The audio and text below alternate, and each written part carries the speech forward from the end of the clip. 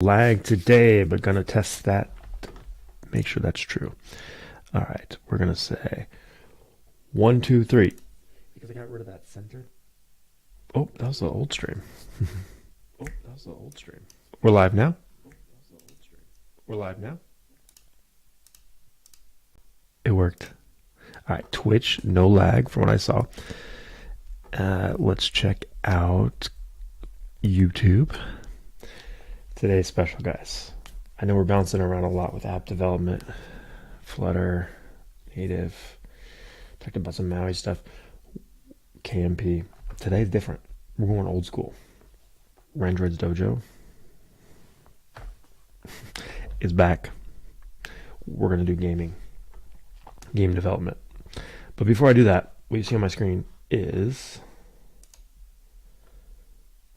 the result of last week. So the Rumored app, the Flutter app, that is up on my GitHub. So github.com/randroids-dojo rumored. So if you wanted that code, we'll continue it later. We're going to do the Firebase integration. But for now, just wanted to show that to you. So that's out of the way. What's the plan for today?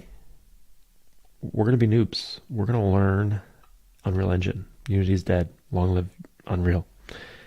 So this is our plan. Install Unreal, which I did that off stream, but I'm going to show you how to do it in case you want to do it. My friend has an idea for a game, so we're going to briefly look at his doc. I don't want to show everything, but just show you that there is a game design doc out there. And then we're going to play an emulated version of the game that inspired this game. And then we're going to try to find a tutorial in Unreal, read all the docs, do some basic game development as close to the style of game that he wants to build, my friend. So that's the plan for today. Let's take a step back. We're going to check that YouTube's running. Not loading. Come on, man. Connect the software to go live. I did, dude. It's connected. I wonder, so I changed the latency settings because we were having a heck of a time doing pair programming with the streamer or with the chatters. So let me see. Maybe on my phone, YouTube's loading. Okay, so loading on my phone. Just weird. All right, we're going to test this one. 1, 2, 3. Doing pair programming with the streamer or with the chatters. So let me see. Maybe on my phone, YouTube's loading. Okay, so loading on my phone. Just weird. All right, we're going to test this one. 1, 2, 3. Wow, that's a heck of a long delay. All right, so the YouTube one is not fixed. Let me see. That's ultra low latency. Doesn't support 1440p and 4K. Maybe I'm streaming too high res. Nope.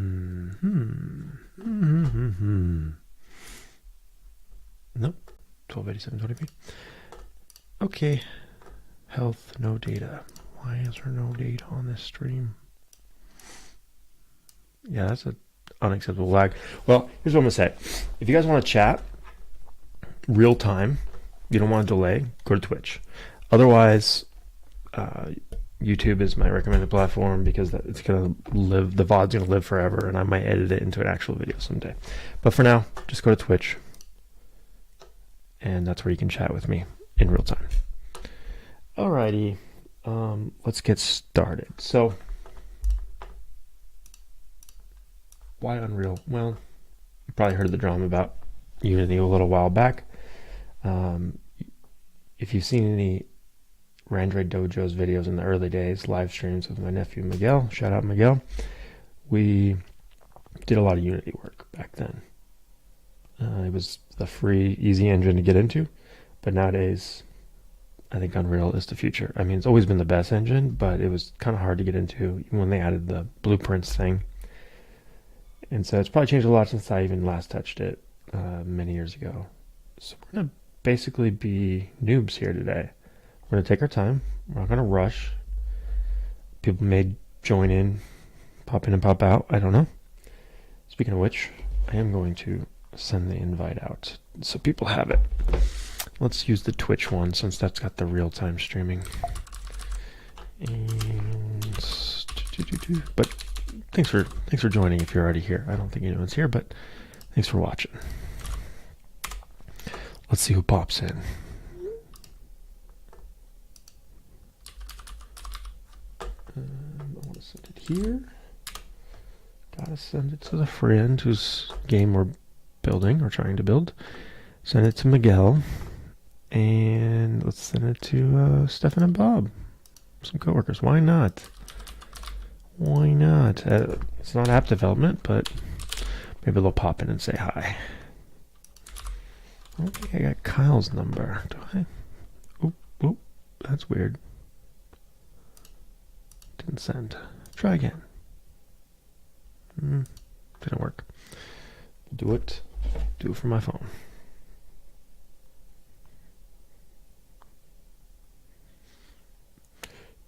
We're at twitch.tv/ is it Randroid's Dojo? Randroid 88? Randroid 88.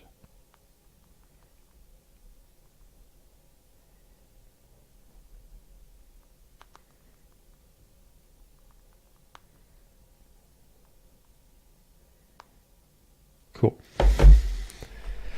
Alright, we'll see if anyone pops in. So this is another coding hour, but I might go a few hours. You know how it is. I promise you an hour minimum. So I'm on the web page right now. You know what? I don't know how my home screen got here, or my home bar, whatever you call it. I don't like that. Please go away. Go to my other monitor.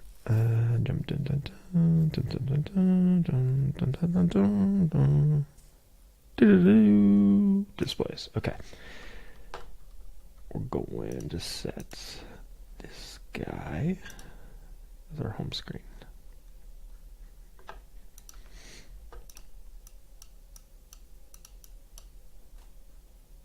How do we do that? Monsanoma now. Oh, there we go. Main display. It is a main display. Then why doesn't it have my home bar? What is this thing called? This start menu for Mac? Desktop dock? Desktop and dock? Let's see. Desktop and dock is position on bottom. Sure. Put it on the left now. There we go. I just had to. I think it's because I started without my other monitor connected. Whatever. Fixed. Okay, so how do you get started? Go to unrealengine.com, go to download. It will tell you to download the launcher. Once you got the launcher, you install that. And this is the Epic Games launcher. This is not just Unreal. If you wanted to play Fortnite on your computer, this is how you would do it. But also, this is how you get the game engine. So let me show you how I did it. Once I installed the launcher, went to Unreal tab. So you can go to your library, your store, whatever. But we want to go to Unreal today. So go to Unreal, and there's an install button here, big yellow button. For me, it says launch because I've already installed it. But follow instructions there. Fairly simple. Does take a while. I think it was like 15 gigs, 50 gigs. I don't know. A lot of gigs. Excuse me. Allergic to Unreal. Okay. This is froze. I think there's a problem when you move it to a different monitor. Oh, or it just was really delayed. Let's see. Window. Go. There was like a move left. Okay. Move left side of the screen. There we go. Now I can move around. All right. Hit the launch. I've only got one version installed. That takes a while. And my fans booted up. So it got pretty crazy when I did that. But here's what it looks like once you start up Unreal. Pretty basic, right? So ask what kind of game you want to build. First person, third person, top down, blank, handheld AR. Oh, interesting. Virtual reality or vehicle. Pretty cool. You can blueprint or C++. I'm not interested in doing C++. We'll have to go with blueprint, I guess. That's really the reason I went with Unity back in the days, because you could do C#, which is more reasonable, and what I was trained on originally. C++ is amazing, fast, performance, but I never went down that hole. I tried to avoid it, and maybe I should have learned it. Maybe I should learn it, but It's not fun to code it, in my opinion. It's too frustrating. Too low level for me. So we'll go blueprints, which is probably too high level. It's more like scripting. But before I actually create this project, we're going to look at the game design doc. Like I said, I'm not going to show the whole thing. It's not my idea. But here's just the beginning of it. What is a game design doc? A GDD. They taught us how to make these in school. But it's like the game, not the game Bible, because Bible has like everything as you're developing, I think. Game design doc is more of the pitch for the game. But it's more than just a one-pager pitch. It's a little more detailed. So it has things like the concept, the genre, the project scope, target audience. The main thing I want to figure out is it top-down? I think it might be top-down, or it might be, what do you call it? When it's skewed, isometric, something like that. Let's figure that out. So this is based on an old school game that I've never played, but my friend, who's an artist, Steve, says Steve right here. He drew this. Freaking awesome, by the way. He'll be doing all the art, I assume. Maybe some of his other friends too will join in. We'll see. But the main concept is based on a game called Kingdom. No, that's the new. Yeah, Kingdom Crusade. But this one's called Demon Crusade. And so he gives a link to an emulator that I'm going to go play right now. And if anyone is interested, I'll share it in the chat. Let's see. So it's on YouTube. Let me add it to Twitch, which I lost the Twitch. Oh, it's right here. It's right in front of my face. How do I chat with you guys? I think I can do it in... Yep, we'll do it there. Cool. I don't know how links come through. Okay, they came through. All right, so we're going to do that. I'm going to move this back, and we're going to look at it. Here we go. Let me know how the sound is. If it's too loud, I can turn it down. Let's see. If I click off, it stops. Let's see. If I click off, it stops. It looks pretty good. Okay. Alright, this is it. This is the original Kingdom Crusade. 1992. Is that Electro Brain? Cool name. On the Game Boy. The kingdom is at war with thy enemy. Thy armies may win by either capturing the enemy castles or eliminating the boss. I think it said. I don't know if this is like a demo or if I'm actually playing at this point. Bowman. These are the different characters. Picard, player, but what is that? Sorry, this old English font's hard to read. Alright, let's start. I think this is the... I don't think this is the game. No. Map view. To pick a person, move the box using D-pad and press A. Once one person of thy color may occupy a square at a time. There's not much color here. This is old school Game Boy. Map view. You will... The L's look like C's to me. You will only see the enemy castles and armies. Oh my gosh, it's going too fast. The battle view, move player, attack or jump. So you only got the A and B. Select spell, use spell, view map. Return to map is start button. Moving to a square occupied by thy enemy will be a fight to the finish. Okay. Click to this. Okay. So we're gonna take our time today. I'm a little rushing here, but let's see if we can figure out this game. Oh, the audio dipped. That's crazy. Just like slow down. Select world size. Up, down, select item. Left, right, change item. Press start to begin. So small world, medium world, large. We're gonna go small. Starts, enter. Thy armies may win by either capturing, we talked about that. Oh, eliminating thy foes. Press A, B to view, press start to play.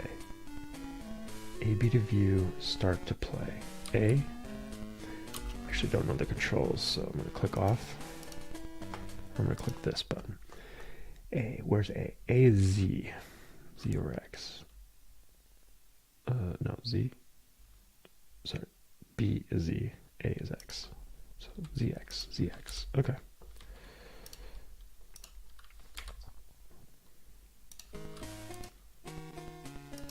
Alright, Z. I hit A. Or B. Unseen hero. Revive player. This is so hard. Shrivel enemy? I can't be shrivel, is it? Weapon bounce. Whack back? Walk back. Hyper mode. Weapon track. This is funny. I wish people were watching. Oh, we do have some viewers. Someone tell me what I'm doing here. Let's see, I'm going to try to look up both chats, make sure I don't miss anything. What does that first one say? I think it says unseen hero, and this one is a little hard to see. I think it's shrivel. It has to be shrivel, unless that's not an H, but it's an R, so it's got to be shrivel enemy. Okay. Walk back. Hyper mode. Let's do it. Z. Attributes. Shoot faster. Fly. Okay, so these are things you can pick up. These are pickups. Run faster. See more. Protect. See enemy health. Harder hits. Something items. Health items. Plus 10, minus 10, plus 10. So it's like rotten food is minus. The potion is max health. Apples only 10. Okay. The bowman. Person speed. A plus B, C, D. Don't know what that's telling me. Weapon speed, A plus. Weapon decay, B plus. Weapon damage, use throw, B plus. Oh, use is B plus, but throw is D. Oh, if I throw my weapon at someone, it does damage. Interesting. Armor strength is an F. Okay, so bowman cannot be hit. Jump power, A plus. The knight, weapon speed doesn't have weapon speed. How's that possible? It's so bad it doesn't get a rating. Weapon decay, A plus. Weapon damage, you use A. Throw, can't throw it. Armor strength, A plus. Jump power is a B. Okay, well, knight's looking pretty good. Except the weapon speed part. I don't know what that means. Is that giant? Oh, I got giants. Weapon speed's F, weapon decay's F, weapon damage B plus to use, A plus to throw, armor strength A plus, jump. Who would ever be a giant then? Like, what's the advantage of being a giant? Wizard, weapon speed's good, decay's okay, use is good, armor's bad, jump's bad. It's all about the knight then. Paladin, weapon speed not great, decay is okay, use okay, armor okay, so paladin's okay. Queen, speed okay, decay bad, weapon damage not great, strength not great, jump so it's good. King, weapon speed okay, weapon decay okay. Yeah, this guy's okay. King's okay, knight's okay. Fighting hints. Attributes will increase thy ability forever, but spells cast only so long. Oh, last so long. To pause the fight, press start. Fighting hints. To block shots, face thy enemy, and stand still. Spells will help in defeating even the toughest opponents. Conquering castles. To conquer castles, they must be entirely surrounded by thy color. Move to the entrance of a castle to rejuvenate life. Conquering squares. To conquer land, move thy player into an enemy square. Any unoccupied land will be filled. Battle view. Thy player may move to another square by moving to in... Oh, that word is just unreadable. Oh, it's an edge. Edge. To an edge. Moving to a square occupied by the enemy will be a fight to the finish. Battle view. Move the player with arrow keys. A to attack, B to jump. Select B, select spell. Select A, use spell. Select view, D-pad view map. Start, return to map to pick another person.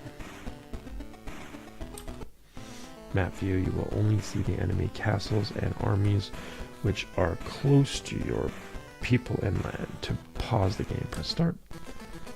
To pick a person, move the box using the arrows and press A. Only one person of thy color may occupy a square at a time. Thy kingdom is at war with thy enemy. Thy enemies may win by either capturing the enemy castles or eliminating thy foes. Press A or B to view. Press start to play. So I think we went through everything. Yeah, it goes back. Okay, start to play. Okay, it's like switching through king, castle, and then see some enemies, I think. Enemies on screen.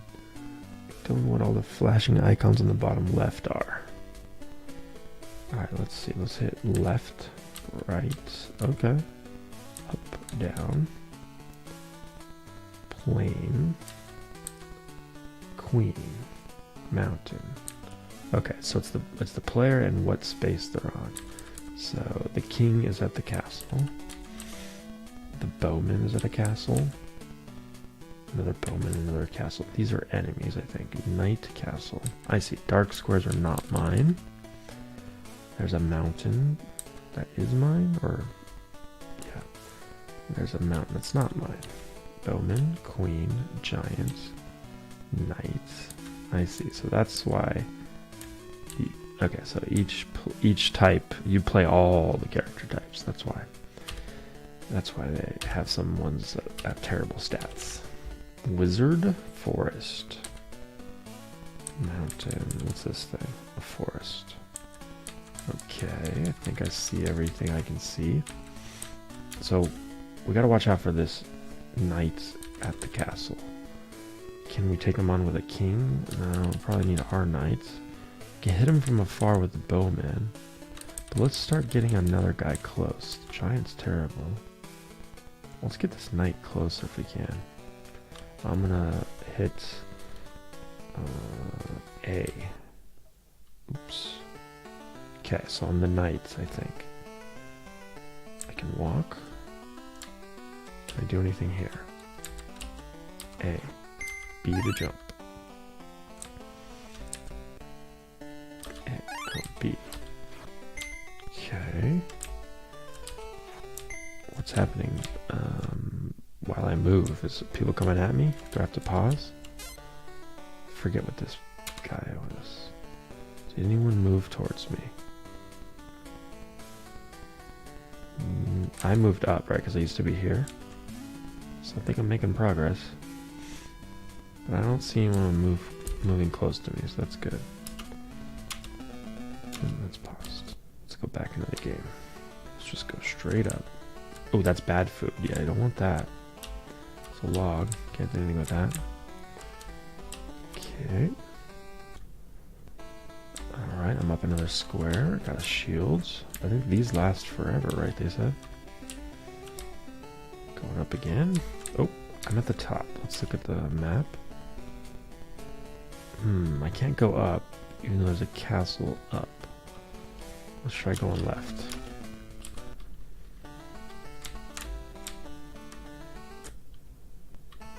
Is that good food or bad food? It kind of looks bad, right? Oops, I was trying to see if I could hit select. I wanted to see like the start menu.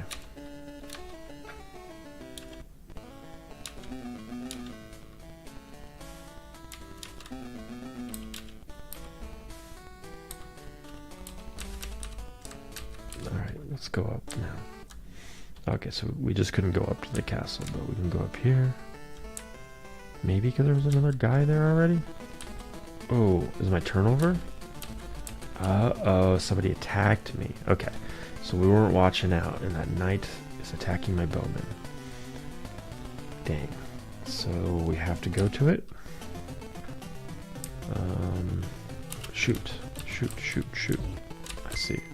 Okay, run away, shoot, run away. Face him. Alright, this is pretty cool. Oh, he got me. I got him. He got me. Ooh, what's my health? Half health? He jumped. Got him again. But how do I know his health? I hit him a lot, man. He should die. Oh, I didn't. I'm almost dead. I got one more hit. I'm dead. Oh, it's because he was standing still. He blocked. Ah, guys, I died. The knight took my castle. Ooh, it turned black. Or no, it still looks like it's. All right, we're gonna go get this guy. Oh no, I can't. We have a queen, or yeah, a queen trying to fight my king for this castle. I might lose, guys. All right, let's go. King, what you got? Oh, king's pretty good, right? I remember him being pretty good. Oh, but the queen is fast.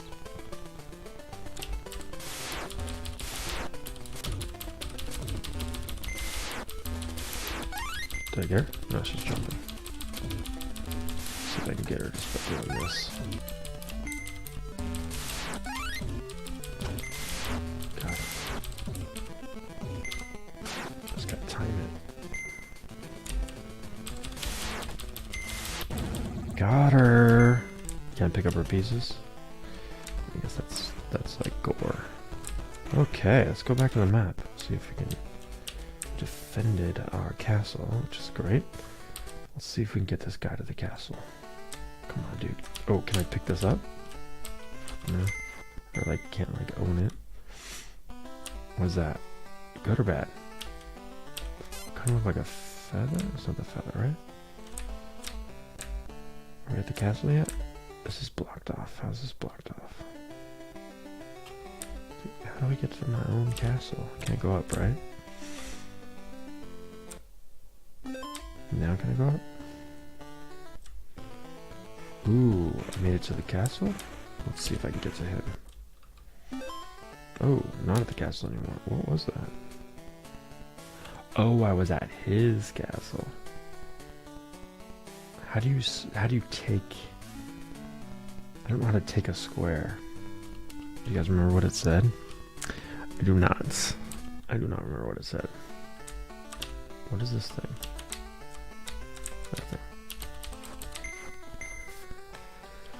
Some bad fruit there. Is this castle fence? Okay, I went too high.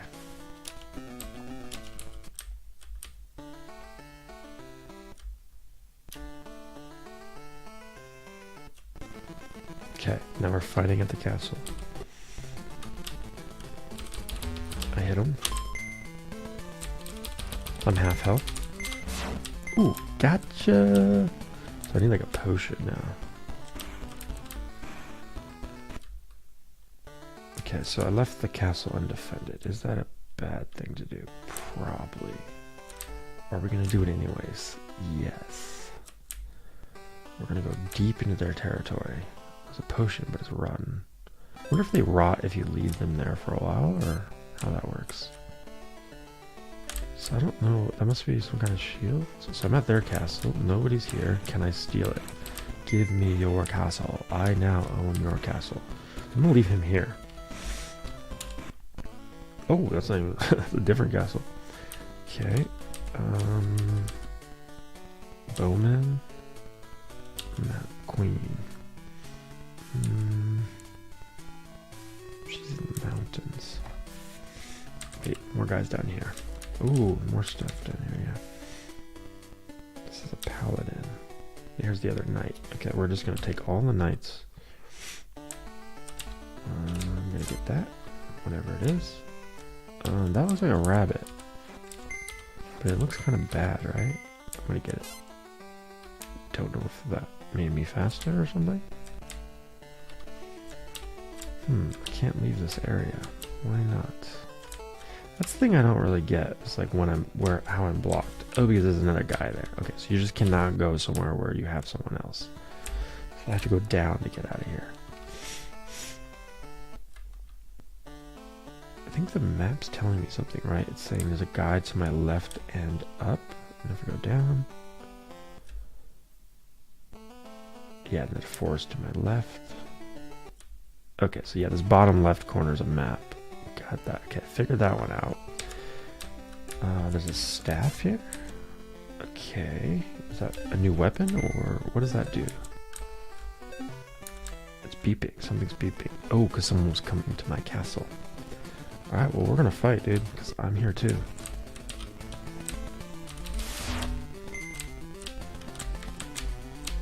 Oh, this is the king, right? Uh-oh. Got you, got you, got you, got you.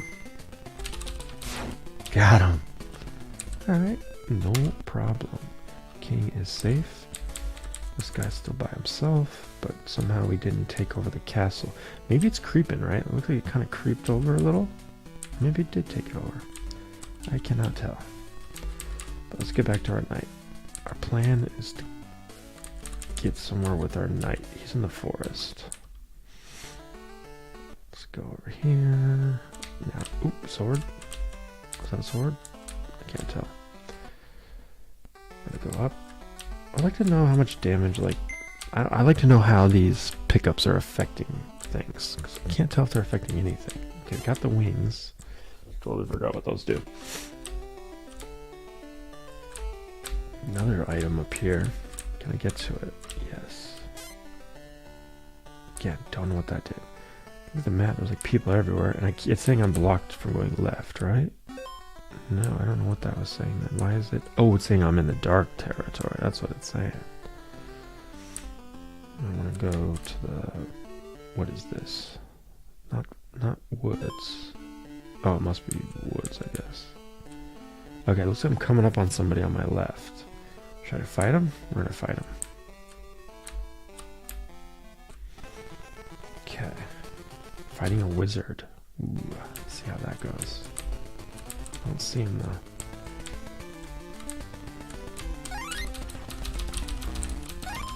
He just jumped on me.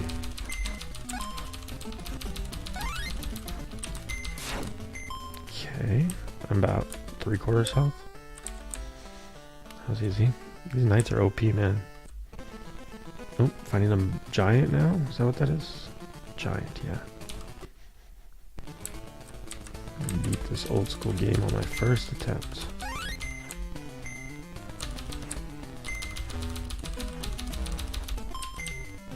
Ooh, I have like a black bar. I don't know what that is. Is that his health? Is that my shield? What is that?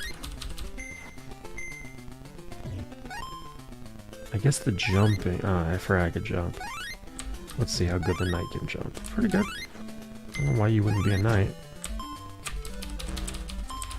Dude, he killed me. He's got rocks. I thought the giant was terrible, but...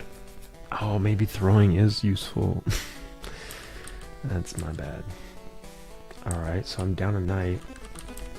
What do I have? Oh, is there another fight over here? Ooh, who is this? Bowman? Yeah, I think I'm on Bowman. Bowman versus Bowman. Come on, come at me. Come at me, bro.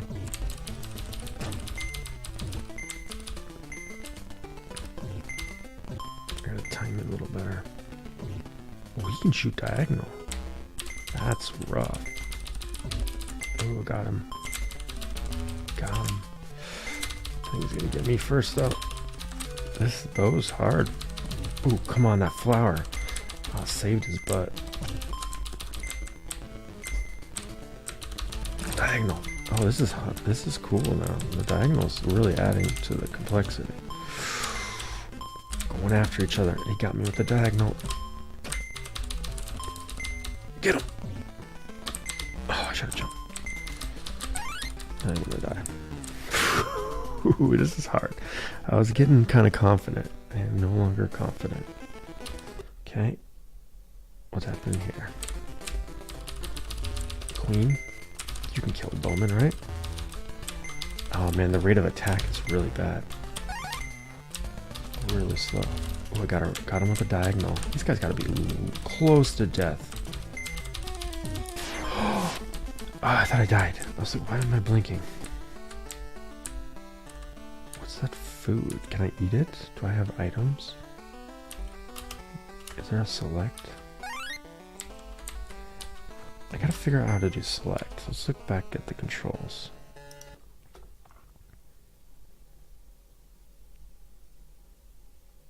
Select is shift. Because I thought there were some controls that you can access by doing shift. Oh, see, I'm moving the map at the bottom. And if I do shift Z, or shift B, it changes this. And then if I want to use it, I use shift A. Ooh, now I'm dark. What does that do? Shift A. Okay, now I just use something. Now I'm, oh, invincible probably. Okay. Oh, it went away. Shift. Let's see what other items I have. Oh, am I out of items? I just used something again. Okay. Well, slowly learning. Oh, I need to go full screen. I don't even know where I'm going, but we're going somewhere, guys. Jump over this fence. Queen's on the loose. I think I'm down 1 or 2 guys. I'm in full health. Is that good or bad? Good or bad? Okay, it went up. Okay, we made it to the king. King versus queen, and I'm down some health. Can we do it?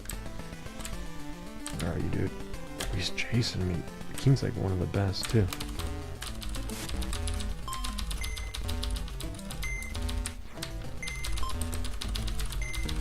Oh, how did I get him? Okay, that was just some bad AI. I think he only hit me once, or not even, yeah, once maybe? Okay, now we're on the bowman. We're just gonna wipe him out. Let's do it. We're in the plains. This bowman is after us. What was this? I know you block when you're not moving, so I'll try not to move. I think the bowman's just fast. Oh, I almost got him with a diagonal. Come on. What is she even throwing? It's like stones.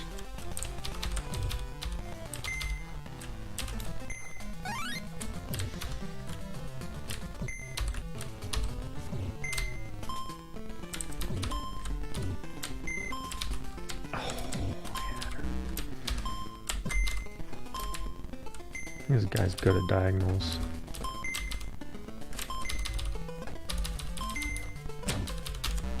Come on.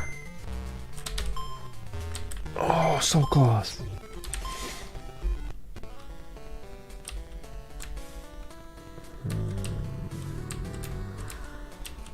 This giant's still alive too. Ooh, this guy's coming to get me. Let's go. Is it knight versus knight, or is it king?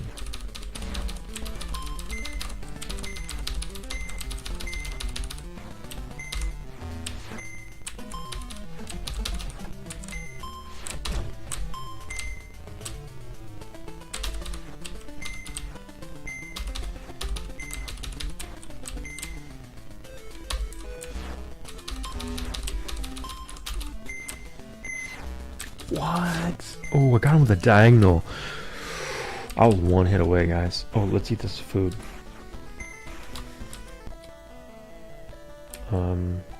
Did that do anything? I still don't know what items do. It just turns me like dark, and then what? What does this thing do? Okay, that's the invincibility. I don't know what that one did. Don't know what that does. Don't know what that does. I just wasted all my items.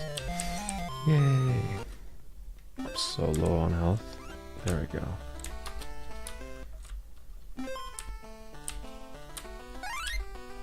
I need to get some items. Get some health.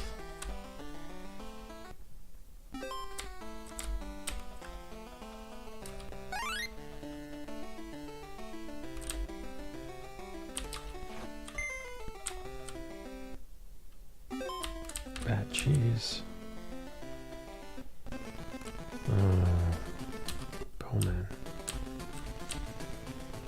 Come out and face me. Oh, he's got like invincibility right now. Is that what that is?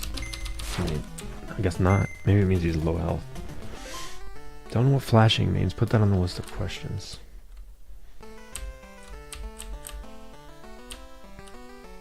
Okay, I got this thing. I'm gonna use it next time I see someone. So there's a guy right below me. But there's a guy with a 1. What does 1 mean? Or is it just a... Like, what is this? Oh no, that's just a art style. Look like a 1. Is that the giant? I think he's low on health, right? Let's go for the giant. And let's use our item. Nope, didn't work. Ah, that giant got 2 of my guys. Uh-oh, who's fighting me? Who's fighting me? Oh, the giant's coming. Let's go. Let's go, dude. Oops. Okay, the giant is attacking the king. No.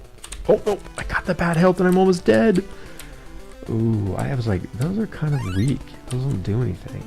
No one's gonna pick them up. And then I picked them up because I was in battle and I didn't pay attention. Got me.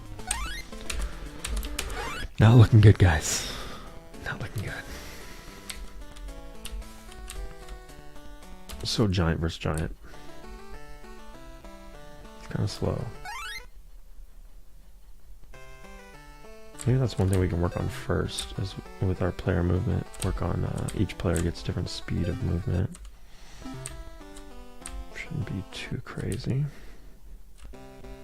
Where's the giant? To my left? Oh, that's me. I lost the giant. He's up. Oops, wrong button.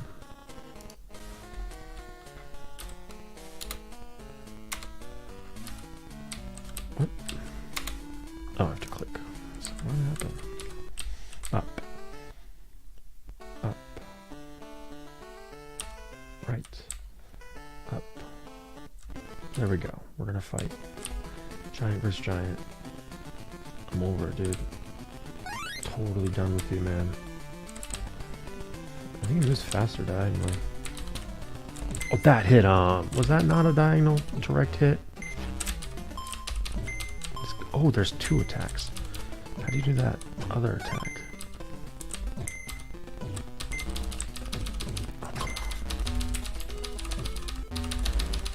See, he's like, what's funny is that thing he's whipping around, isn't that like that slingshot type thing? Not a slingshot, but isn't that what Goliath used to kill the giant? Why does the giant have that? You know, that thing? What is that? Alright,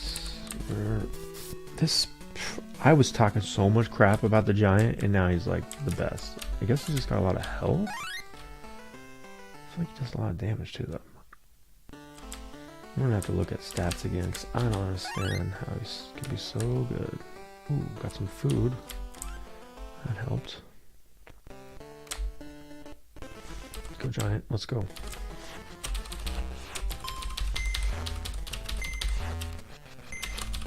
Whoa, he just disappeared there. That's a glitch. You can't tell me that wasn't a glitch. Is he invisible? I can't even leave until one of us is dead, I guess. Oh yeah, fight to the finish. Cool. I remember that now. I think he's invisible. I think it glitched. I think it glitched. Okay, I'm just gonna have to sit here and attack, hoping he comes by here. I got him! I got him! Yeah, he was invisible. That was a total glitch. Well, let's not put that in our game. How about that? Okay, we're coming back. Let's go after the bowman. they can be pretty hard too. Oh, keep hitting the wrong button. Like want to exit out of the menu and I hit escape. Nope, not right click. Okay. I don't understand the whole like take over a castle thing.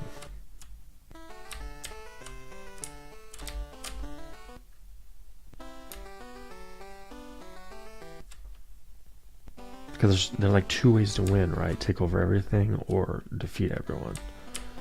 So I gotta look into the whole takeover stuff after this fight.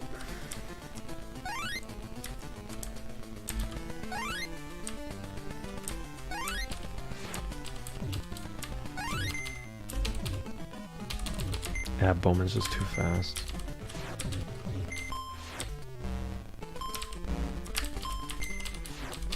Got one hit on him. Two hits. Alright, how do you take over stuff? So the black is definitely creeping over, right? But why am I not creeping over? I got a guy here. Does he have to be in a... Like, if I go and put this guy in the other castle, will he start taking over the territory? Uh-oh, someone's beeping. I think someone's moving in on my castle or something. Don't know what the beeping is. Okay, there's a castle up here. Let's get this castle.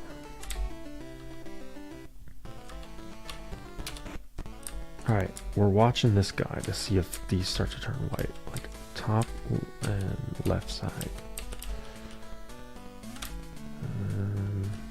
Wizard here. You're gonna go try to take over the top. Can't jump. Wizard can't jump for crap. Oh, I can see farther. That's what that does, right? I don't have to use it. It just works. Can I see two spaces now? I don't think so. I think I always could on the map. Don't actually see what that changed. And then I still don't understand what the middle and the right side icons mean. These must be pickups. But what is this?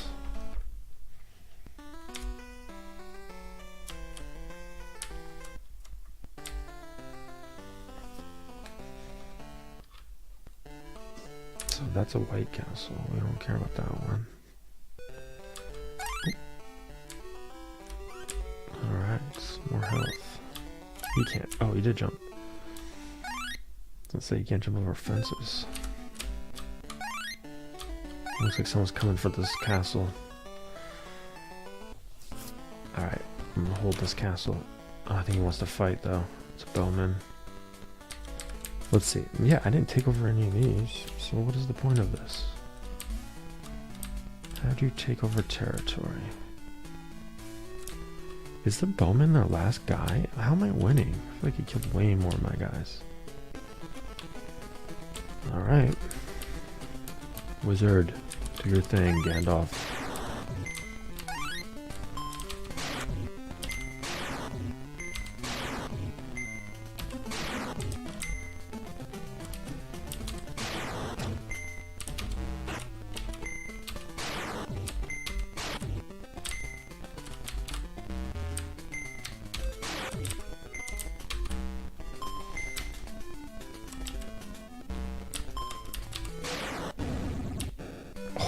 How did I get him?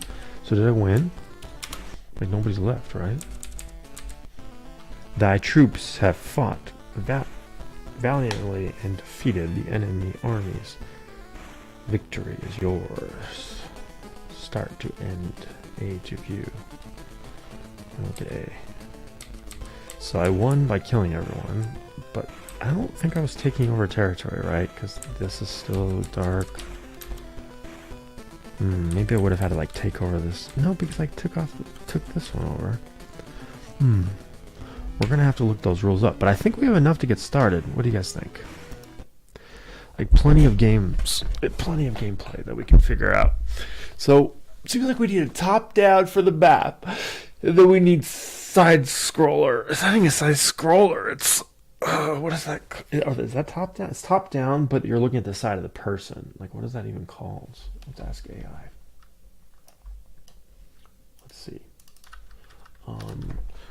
What do you call games?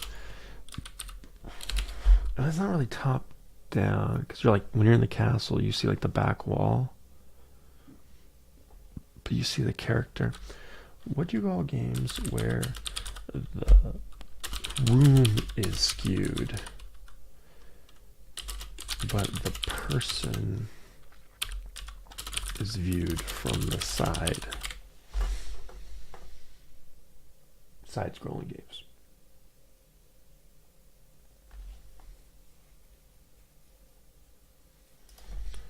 But what if the player is moving in all directions?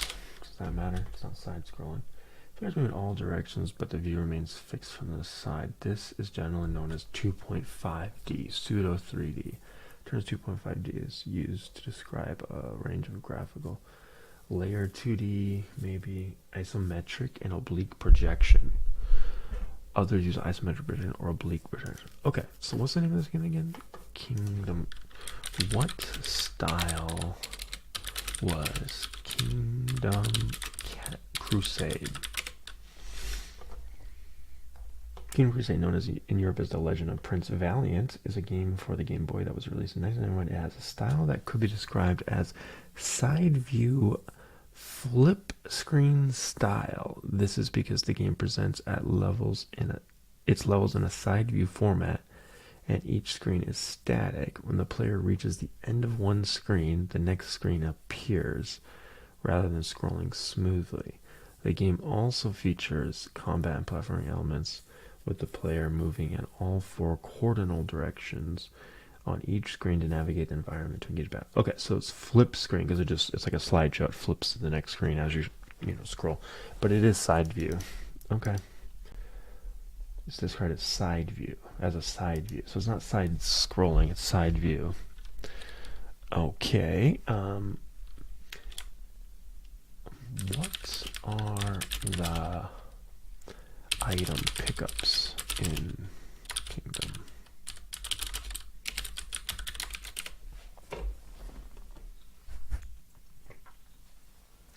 Kingdom Crusade for the gameplay.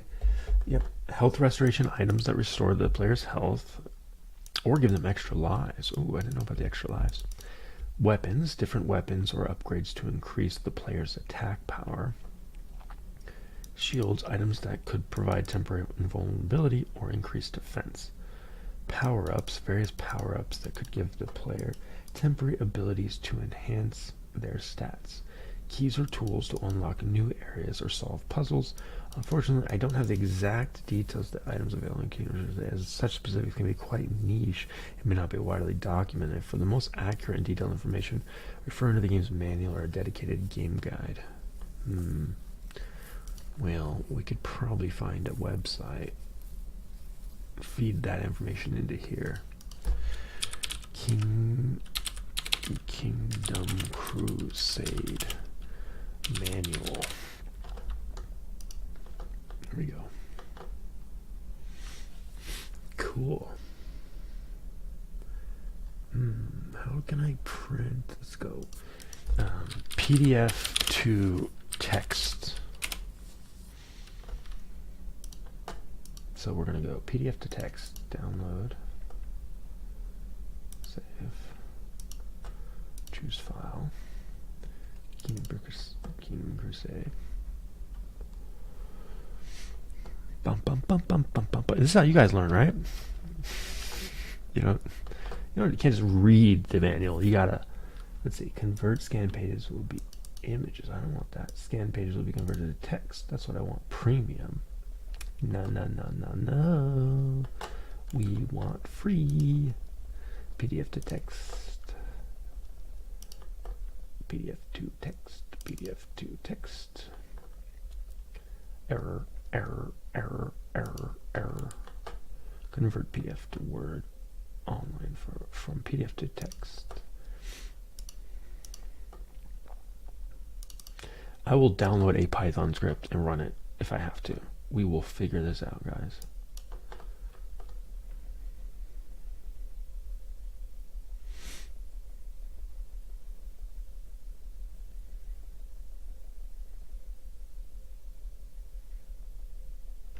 So it's looking promising. OCR2edit.com. If you work, giving you a shout out. My 3 viewers, which, to be honest, probably me.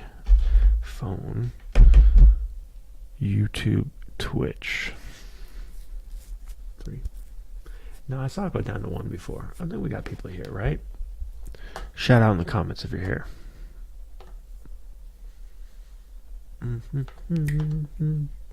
Wait, free task within 1 hour. You get 3 tasks. Let me download this. Come on. Text. Oh, Schmeebel's here. Miguel's here. Okay, cool. Have you been able to watch? Did you watch the gameplay? Do you see what game we're trying to build? Cool. Okay, so now we've got the manual. What I want to do is I want to feed this into ChatGPT, but I think it's too large. So we'll see how much we can put in there. Oh, too long. Please reload a conversation or submit something shorter. That'd be cool.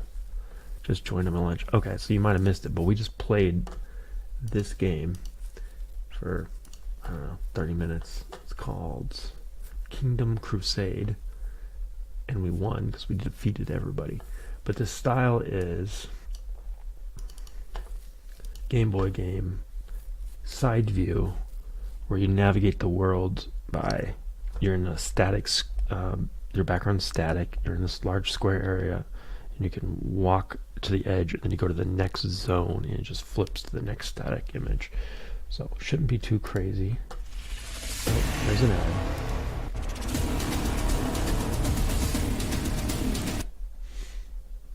No, I wanted to skip you. Here it is. It's very hard to read text from 1992. But yeah, it was pretty fun actually. Start. But this is the map view, and you have all these characters to choose from: the king, the knight, and you can play each one. So I go to the knight, so I'm on this screen. It does scroll a little bit in the zone, so we probably have to figure that out. But you can walk diagonal too, so you gotta figure that out. Walk to the left, and then it goes to the next zone. It takes a second to load, and keep walking left, and you can see the map down here that tells you there's a forest to the left, there's a mountain above, a castle to the right, another character is diagonal from you, and there's a wizard below you. So we can start replicating some of that stuff. I don't know what all these other screens mean though, so we'll have to figure that out. Oh, there's an apple, so that's a pickup that you just eat and your health goes up, so we know that's health. Anyways, so I was just going to figure out what all the different items are. They do have a screen that explains it to you, so I might just use that screen. Walking diagonally is game changing. Shooting your bow diagonally is game changing. You got to watch the VOD to see me just murder a guy with diagonal shots. Anyway, so we're gonna try to build that. But I got the manual. I got the text of the manual. It's too much. Let's see. AI to summarize to, let's see, Gen AI program that removes unnecessary text.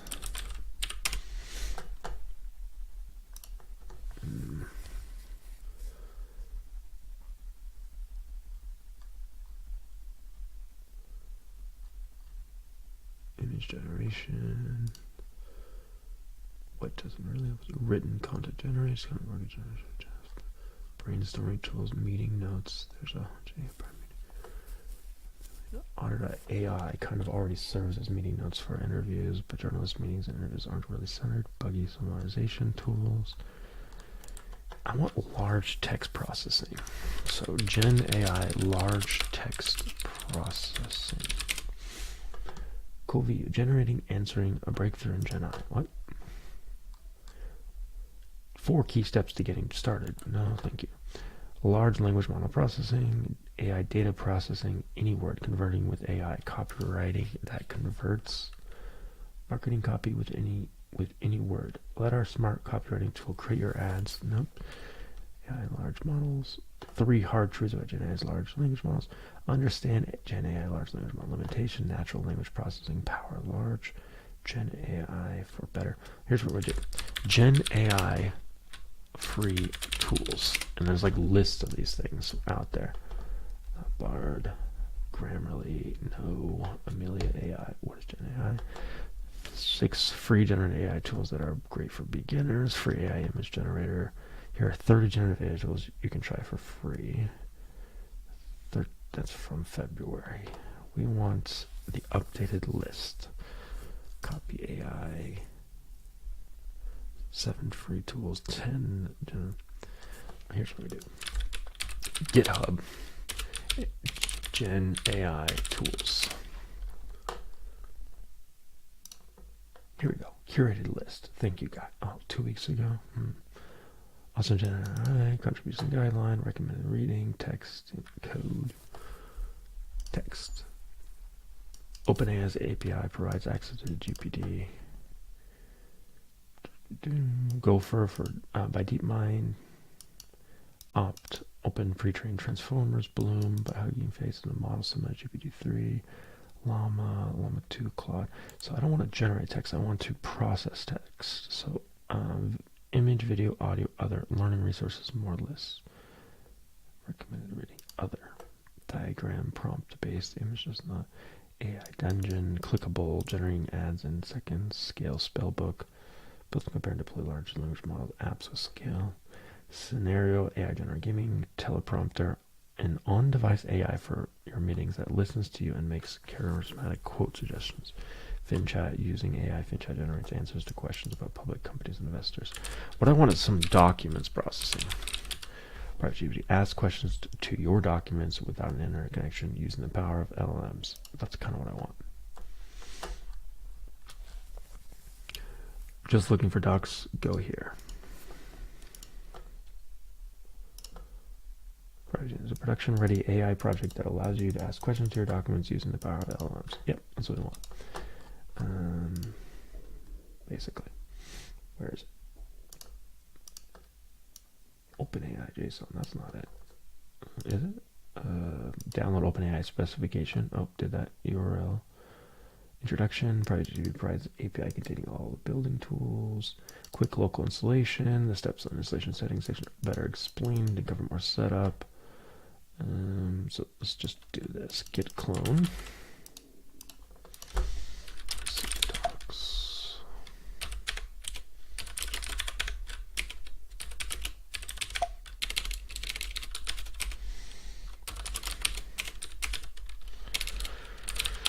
All right, git clone.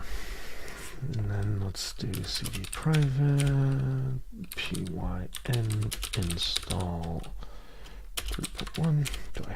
I don't have pyenv installed here? No way. Alright.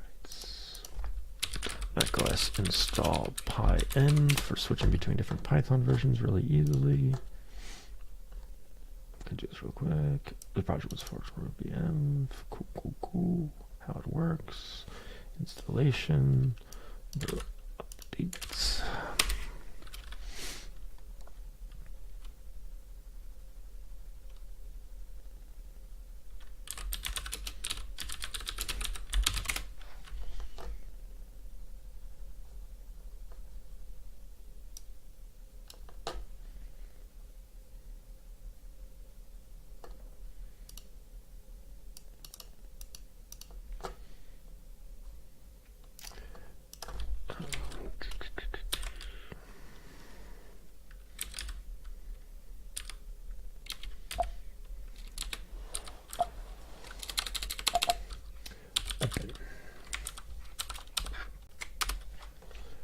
Okay, we're gonna create a new environment variable, exports. It's gonna be called pyenv root, and it's gonna be equal to the path where pyenv will store its data. So usually that is home/pyenv. Great. And then we probably want to add it to our path, don't we? Add the pyenv executable to your path if it's not already there. To install pyenv into your shell function. All right. Cool. We can do that. First up, we need to source to refresh our environments. And then we do eval. And then it's going to evaluate pyenv init dash. I don't know what the dash does. All right. I'm doing our source just to make sure. And then we're going to do pyenv. Great. Now we have pyenv, I think. Yep. So then we want to do pyenv install 3.11. That's going to install Python 3.11.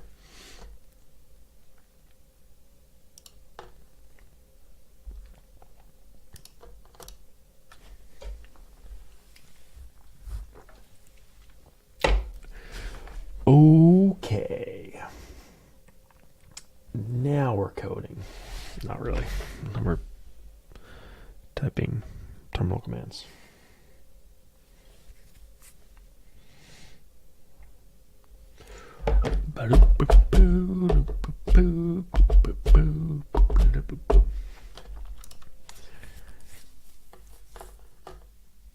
Let's look at while we wait for that install. Let's look at this shiny thing. Okay, so we got first person, third person, top down. What's funny is it's none of these. We want to, well, we can do it in 3D. Actually, let me look at the game design doc. Did he say 3D? Player control demons based on the original video. Oh, now I get it. Demon Crusade, because the original was kings and queens and knights. This one is darker. That's a really cool idea. All right, so it was top-down shooters, my fave. Yeah, so it was king, queen, paladin, knight, giant, wizard, archer. But now it's going to be what? These will actually traverse the land, collecting power-ups. So maybe it's the same names, but they're demon versions. So you collect up power-ups and you lay down some minor defensive forces. That part I never really figured out. That's why I want to read the manual, because I don't understand how I was supposed to lay down defenses or take over territory. Player goal is to capture all the castles of the opposing force or defeat all the opposing main forces. I don't know how to take over a castle, so I just killed everybody. The genre, Demon Crusade, is an action tactical game heavily inspired by Kingdom Crusade. The Game Boy, okay. Casey instructions from in-game. Oh, perfect. Oh, that's so good. Oh my god, you know what we're going to do? We're going to give this image... oh, where is it? We're going to give this image to Bing, because it can take images. Upload from this device. Oh. I need to save it.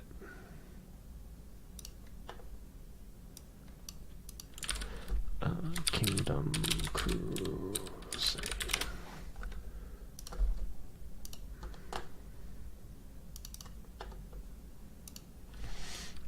What items does this game have?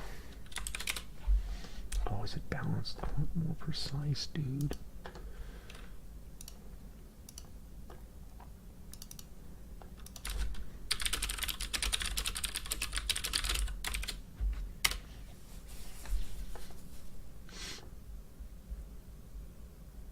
The Kingdom Crusade has a variety of items such as sword, shield, builds. The game is played on a grid, and your job is to conquer the opposing army. You can either, yeah, I know, but that privacy blur hides failure. Analyze the image, dude. Yeah, thank you. Attempting to reconnect. Bing AI. What? What just happened? Is he analyzing? Okay.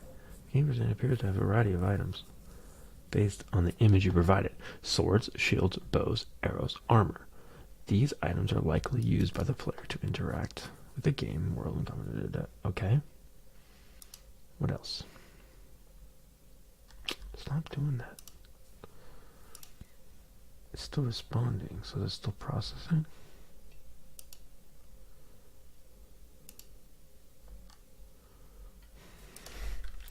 What else does the image tell us? Yeah, it's still working. Okay, we'll come back to that. All right, graphical style in modern 8-bit, similar to Bloodstained, Curse of the Moon, or Shovel Knight. Okay, so we want it to look like this.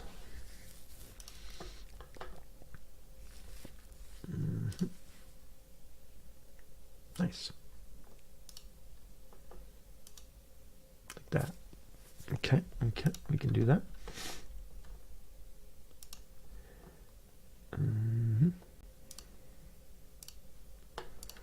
Target audience, action gamers. Gamers looking for a fun, quick game that has replayability. Yeah, I like that about it. It's not like a one-time single-player thing. It's just like you keep replaying it, trying to beat it with different size maps and stuff. Retro fans, Partiscope, close to the original game with some modern improvements. Single player, available on Steam. Gameplay, capturing all enemies, castles, defeating all enemies, defending all your own castles and forces. Game progress, overworld map. User starts at action mode. Users are able to control the demons in real time, walking to the map squares. In action mode, the player is able to walk in all directions, jump, attack, lay down some forces in the territory to give up opponents, something to fight while exploring, and provide some defense while away.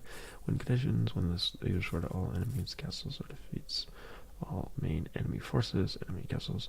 User has to defeat the defending demon occupying a castle if present, and capture all the squares of land around the castle. How did I miss that? Battle is won with the enemy. So what I want to know is, how do you capture a square?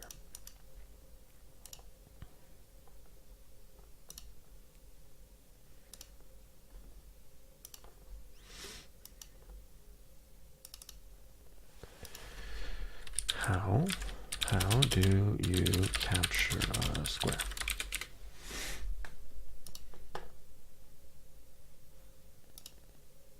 Something's weird about this.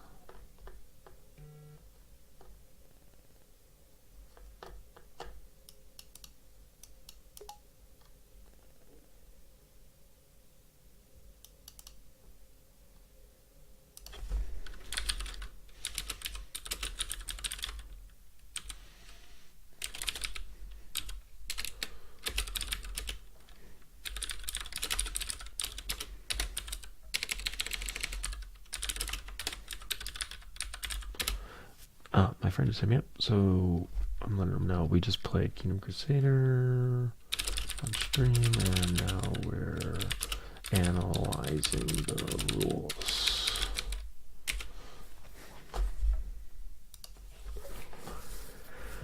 All right. Okay, this looks like it's good now, right? How do you take over a square?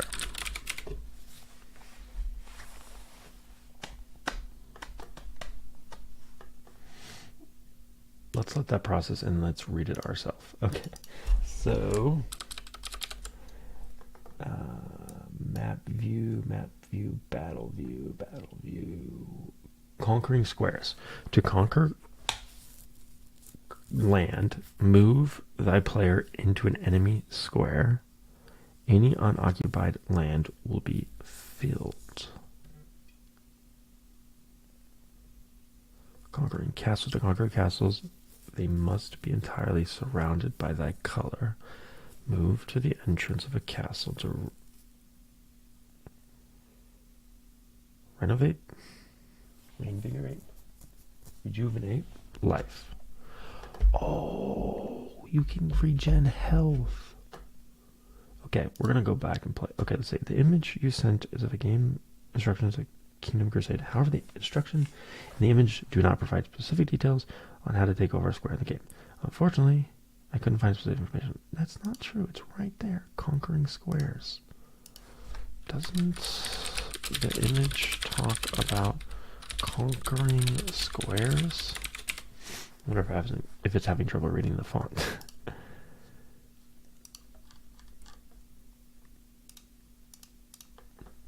want to give it another shot.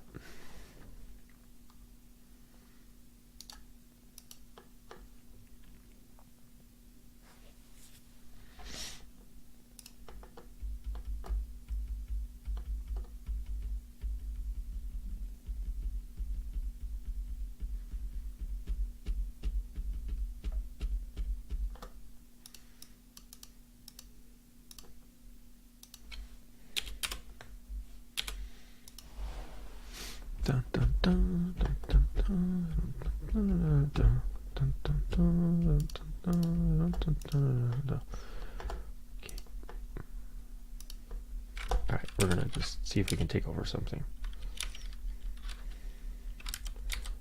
Okay, this guy. Oh, I should have went with someone else. This guy. You're close. So we're going to go to the dark square, which is one to the left of this. Pick that up. Remind me later to check in on what the vase thing is. Okay, so if I look at the map, I'm on a white one. The one above me is dark. So go up. Now what? Does it immediately become mine? If I look at the map, oh my god, it did. Okay. What if I go to the left? Is it still white? This guy can't jump for crap. Go left. Go up. Alright, so did I just take over 2 squares? I did. What the heck? I didn't know that before. So if I just keep going left, I should take over everything until I hit somebody. And then I have to fight them. Go down. So there's a guy trying to fight me, so then I dodged him. Going down again. I'm not even going to pick up the staff. I'm just going to go all the way down, or left now. I'm going to run away from this guy. Oh, there's a guy on my left. He's going to fight me. He's going to fight me. He's going to fight me. Don't fight. Just run. We're going to do a conquering. Oh, there's a guy in that castle. So we're going to get everything around the castle. He may come out to fight me. Oh, he's back in the castle. Oh, there's 2 guys. Oh, I hit him. Okay. We got to fight. Fight to the death. Here we go.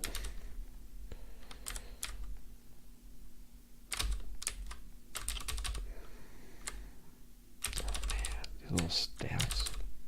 I think I hit him with a fireball.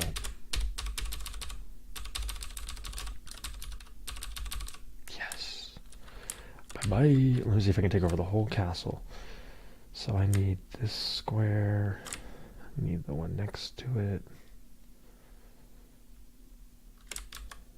This guy can't jump for crap. Where did he jump? Ah, we did it. We're going to take over this whole castle. Okay, did I get the castle? I'm missing one. I'm missing one thing, I think. Oh, I'm back in the castle. How do I get out of the castle? Dang it. This is the one I'm missing. I think there might be a guy here, though. There is. We got to fight him. Okay, this is for the castle. Cheese. Getting the cheese. Did he leave? Oh, he can't leave.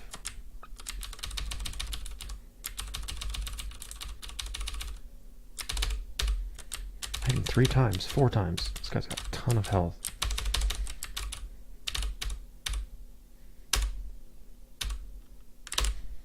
Got him.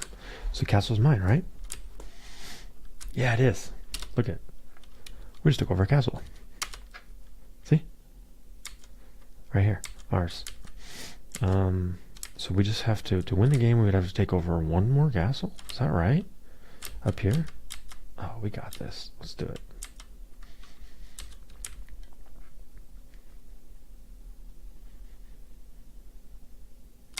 Oh, there's a guy. Run. Oh, another guy. Oh, that's me. I think I'm just seeing myself. Alright, where are we at? Where's the castle? Oh, okay, so I gotta go straight left, like 3, and then down. I'm gonna circle. Oops, wrong button again.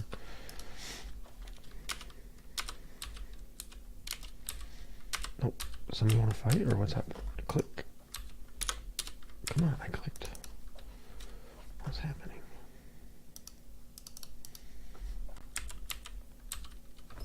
I paused. Okay, and there we go. Oh, I have to go back to the guy I want to be. Yep. Okay, 1, 2. Actually, I have to go 1 more. Because down is the castle. Now I go down. Oh, there's a guy there. Oh, no, that's me. That's me. There's a guy above me. Go down again. We're about to win this. We're about to win this. Alright, I think that's it. Now I just have to kill the guy in the castle and we win.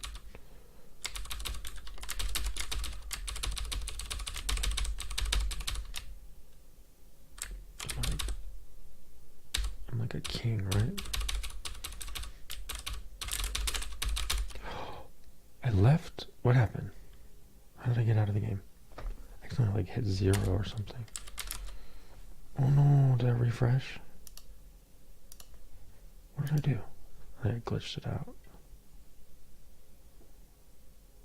Download save, stay safe.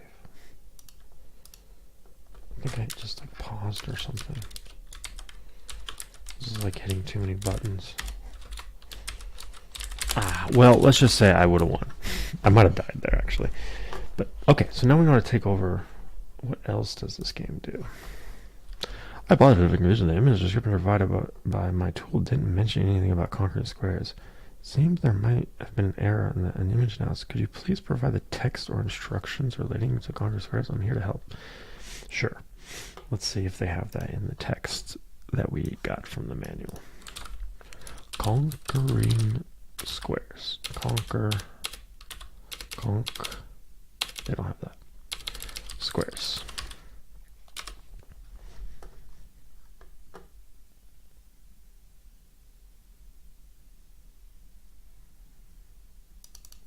You may then claim the territory by moving into enemy land, which is indicated by opposite colored squares. So, I think it's like this.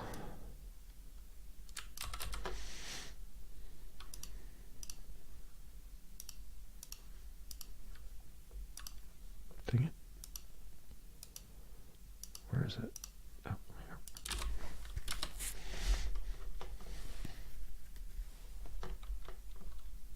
Thank you for writing the detailed instructions. Here's a summary of how to take over a square and enter the battle screen. Move the cursor over a character while pressing the A button. Claim territory. Once within the battle, you can claim territory by moving into enemy land, which is indicated by opposite colored squares. Surround an area of land. If you surround an area of land, the region inside will also be claimed unless any enemy army member or castle is inside. Conquering an enemy's castle. To conquer an enemy's castle, you must claim all the territory surrounding it. Regain. Oh, so you can surround an area of land. So I could have skipped. So I could like do a giant square with a bunch of black squares in the middle, and as soon as I get all the way around and connect, it would just take over the whole square, I think. Pretty cool. Regain health. Once you have claimed the castle, you may regain health. Walking into the castle, the character will flash as health is added. That's what flashing means. Character life. Each character has a limited amount of life, which may be taken away in battle or by eating bad food or poisons. Okay, I think we know enough to get started. So let's do that. Let's get started. Why is this back on the screen again?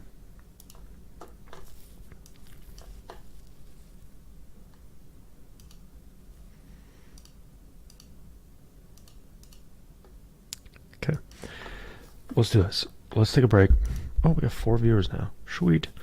We're gonna take a break and then we're gonna jump into okay, before we take a break. This is such a side thing, but I actually kinda wanna know if this private GPT thing works. So we're gonna just see if this works real quick. Install, I gotta install local. Okay, install PyEnv local. Poetry install? What the heck is poetry? I don't think I have that. Brew install poetry. I never heard of poetry.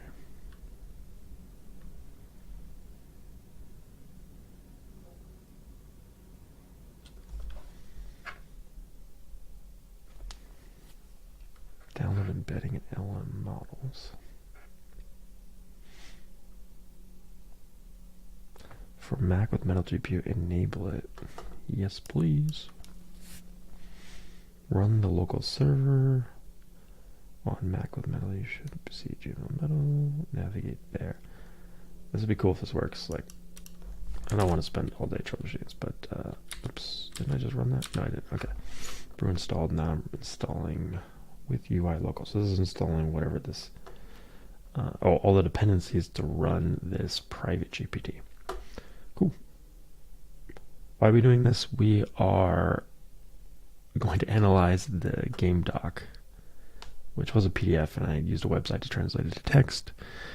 This is not the game doc, the manual that came with the game, Kingdom Crusade.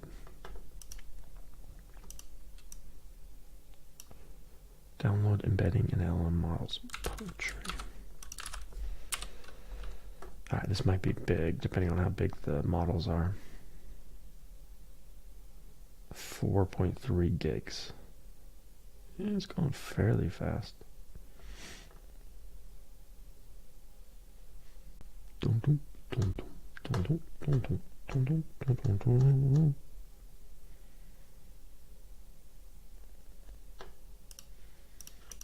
to do this in another terminal because multitask.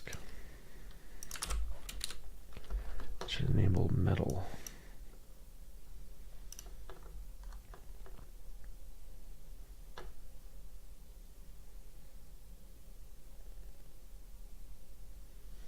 Metal is referring to using graphical libraries closer to the GPU, the metal, the actual physical chips. Higher level graphical languages like OpenGL or whatever are not super optimized, whereas Apple created something that's super optimized for their GPUs, and there's a library for like an API or something called Metal. To update on this.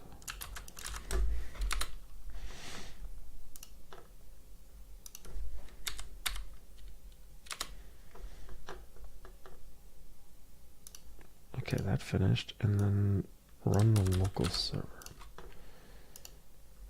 Okay, so I had to update the package manager for Python.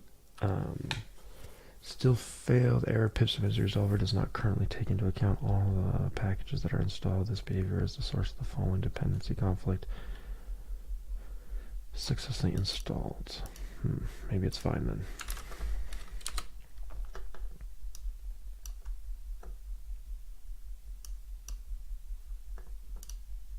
Let's see if it works. It's running a local app on port 8001. Still running.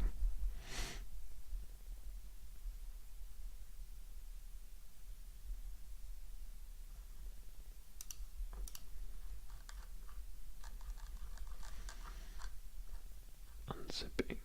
Oh, looks like it's running. But it's taking error. Started server, waiting for application startup. UV corner running. Hey. Upload a file. I want to do the PDF. That'd be awesome if we can do PDFs. Okay. Query documents. LM chat. Let's see if we can query the doc saying what lists game items.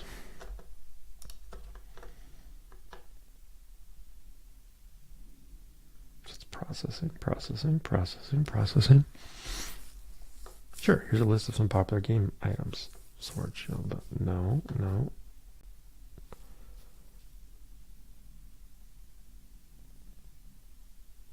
I want you to read my doc, man.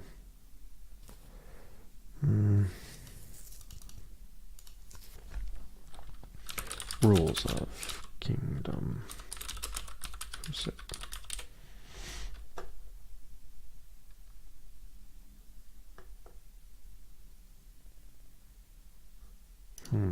How can I tell if it's using the doc or not? Let's ask something that only the doc would know.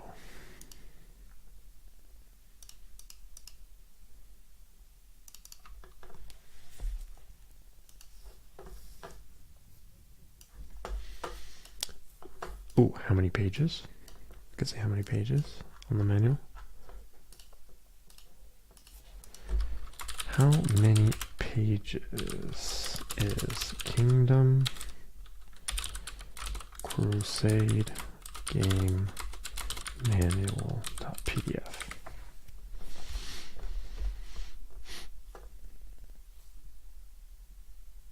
No, I don't think it's reading this. Mode, LM chat, LM local, retry, stop. How do I get it to actually, let's try the text version.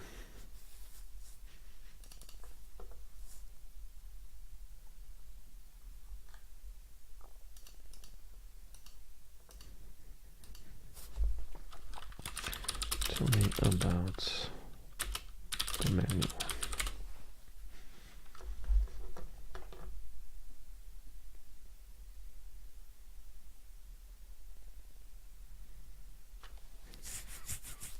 Okay, the manual of Kingdoms is a comprehensive guide that provides information.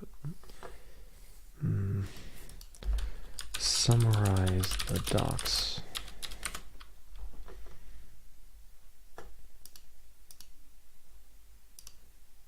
It died. Okay, it actually crashed. Python quit. Let's start it up one more time.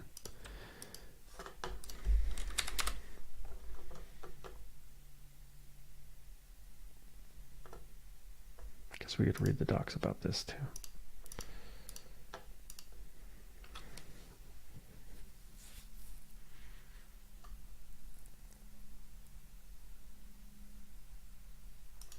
Managing documents. Document updates and delete are still work in progress. Ingestion of documents can be done in different ways. Bulk, local. Expenditure API contains high-level APIs and high-level API. Ingestion, ingest, list, ingest, contextual completions. High-level APIs covering contextuals, chats, and completions. They follow OpenAI's form instant completion. We recommend most users use our chat completions API. Given a prompt, the model will return one predicted completion. Chat completion, context chunks. Low-level API that, given a query, return relevant chunks of text coming from the ingested. That's cool. I want that. Let's start there. So I say, give me chunks of this document. Maybe the PDF, we'll see. About items. Haha. So it returned one chunk, and then the score of how closely it matches my query. And this is from the text file, and it is text. Remember, the more item characters have, the more powerful they are. Remember previous text. Avoid moving info squares where your character will move slowly. Example, paladin moves slowly. Oh, I didn't know the world matters. Paladin.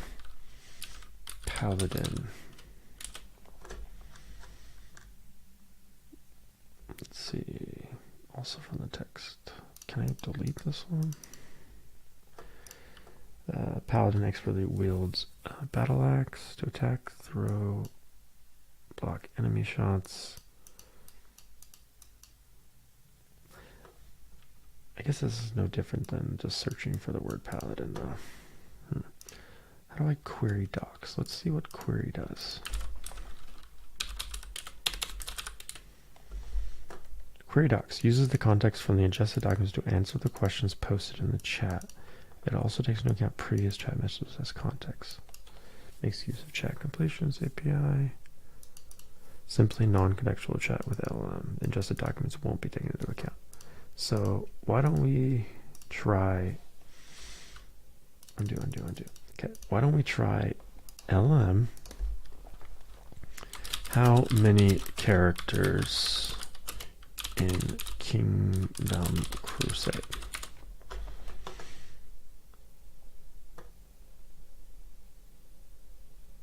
Not specified, so it cannot be determined with additional information. Query. Now we query and we say, how many characters in Kingdom Crusade?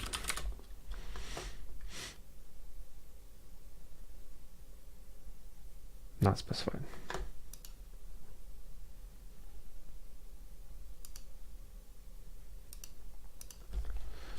Number of characters in Kingdom.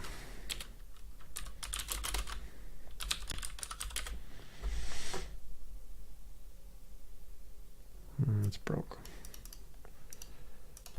Items in Kingdom Crusade.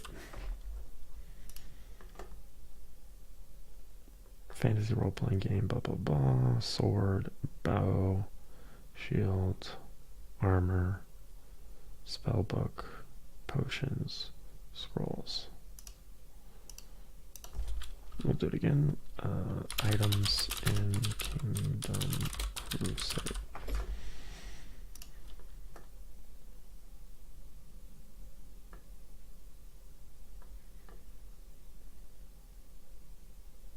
Spells. However, it's important to note that some items may have be hidden from view and require players to search for them. Additionally, fighting on an opposite colored square can slow down the player, so it's important to choose opponents wisely. Slow down on a square. Slow down. Slow. Avoid moving into squares where your character moves slowly. Paladin moves slowly on mountain squares. Okay, so I could say,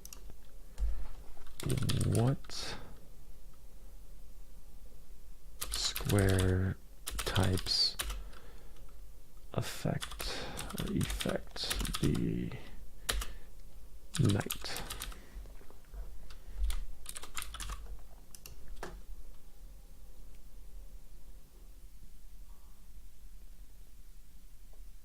In Kingdom Crusade, the Thai Knight is affected by mountain squares as he moves slowly on them. What about the Queen?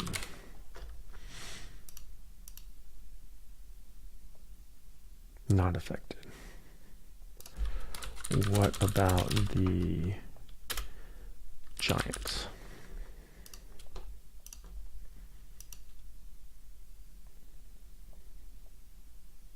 Mountains.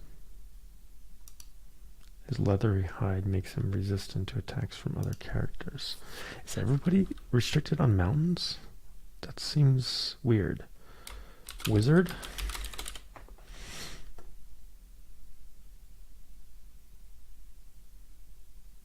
Not affected. Who am I missing? Oh, the bow guy. Bowman? He is vulnerable to attacks from other characters and can be hit by spells such as fireballs. Not affected. Which players are affected?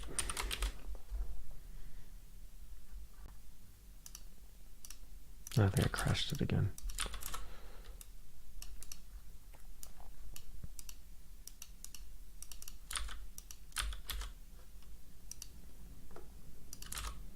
Which players are affected by certain squares?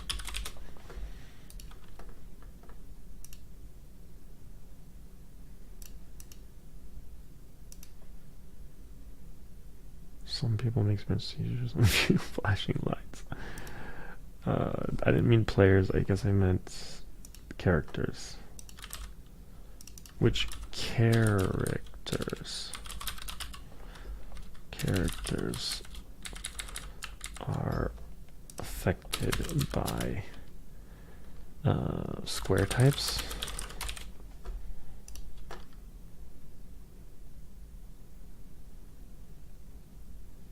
That's not true. Okay, one last thing. Copyright dates.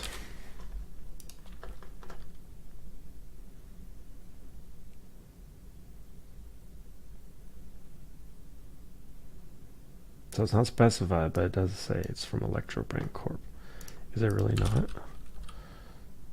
It's probably using that special 1992. That actually doesn't say.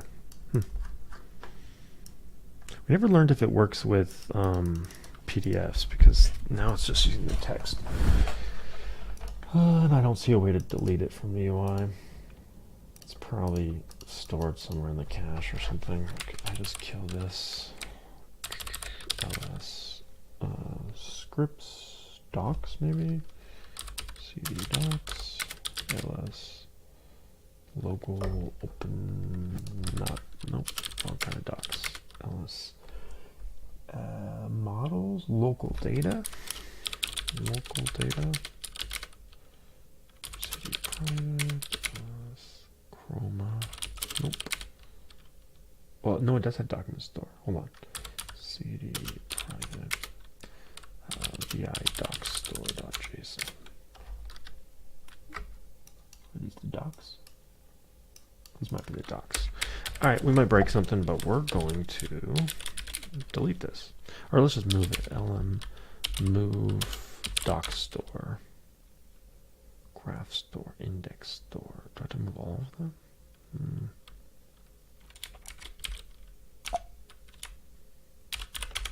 Move to the desktop. All right, and then let's rerun this. Run.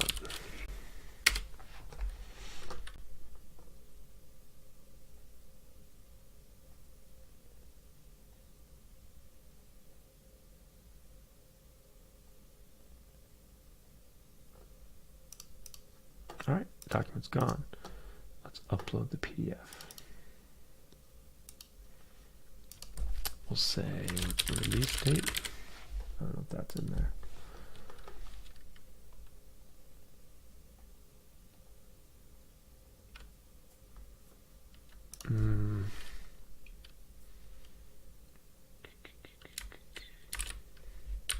Style of art.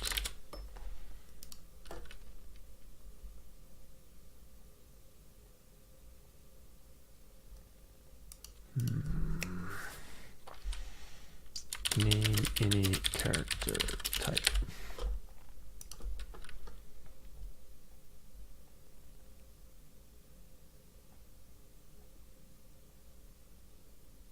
Army members and a king. It's not clear if these are the only types of characters or if there are additional types. Wow. What squares affect the paladin?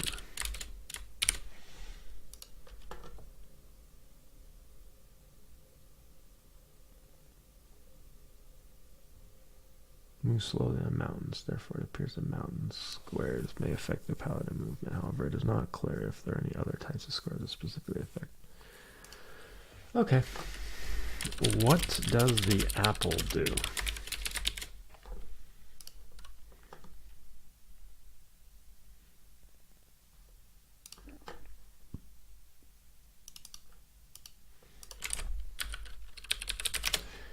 Or I could do a find apple. Found on 4 pages. Nope, not found. Let's see. The apple is a magic item that can be used to heal the player's health. It is not clear what other affects the apple. So is apple really mentioned and my search is not working? Or does it go by like item or fruits, food, health? Maybe because it knows apple is food. And it mentions food.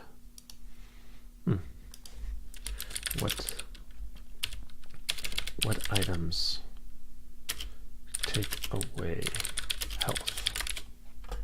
Or what takes away health? Because it's not just bad items, it's also people hitting you or something like that.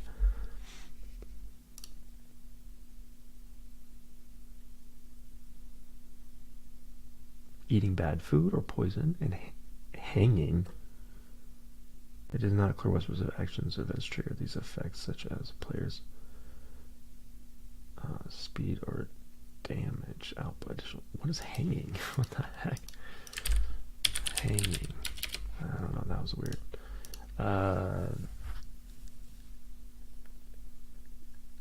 Oh, how can I heal?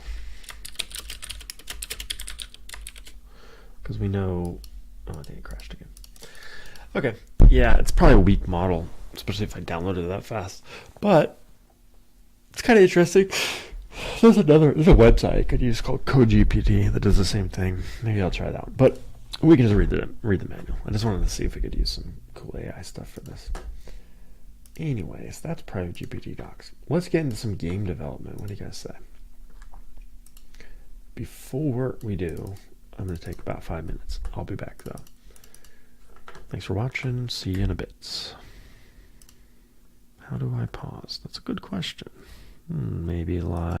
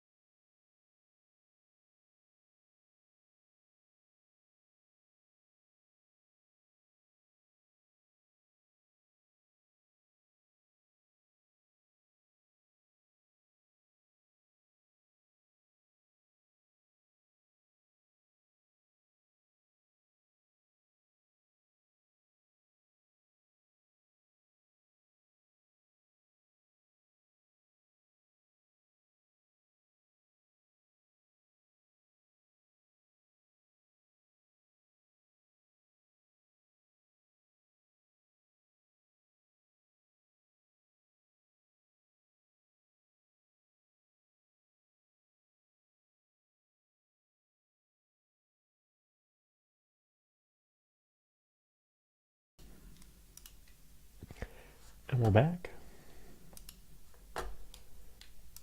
Let's get into some Unreal. So we decided we want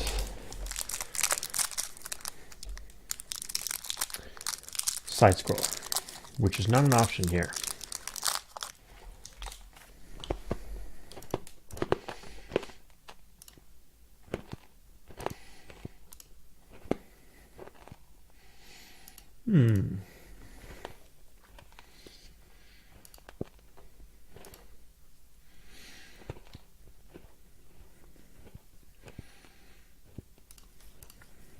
When you start blank, already wondering, let's go Googling it. Unreal Engine side scroller starter.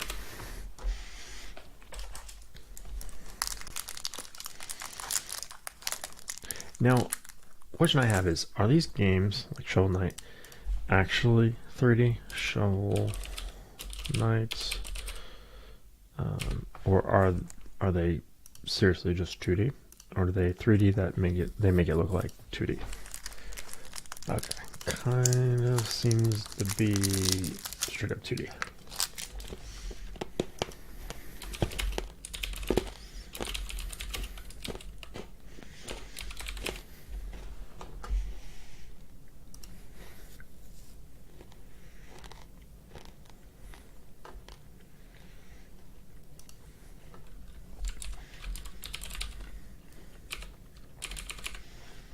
Someone said, what is a good example of 2.5D? And then this guy, someone's at Shovel Knight.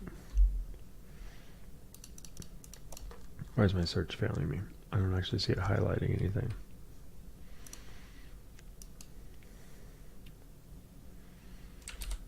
Shovel Knight.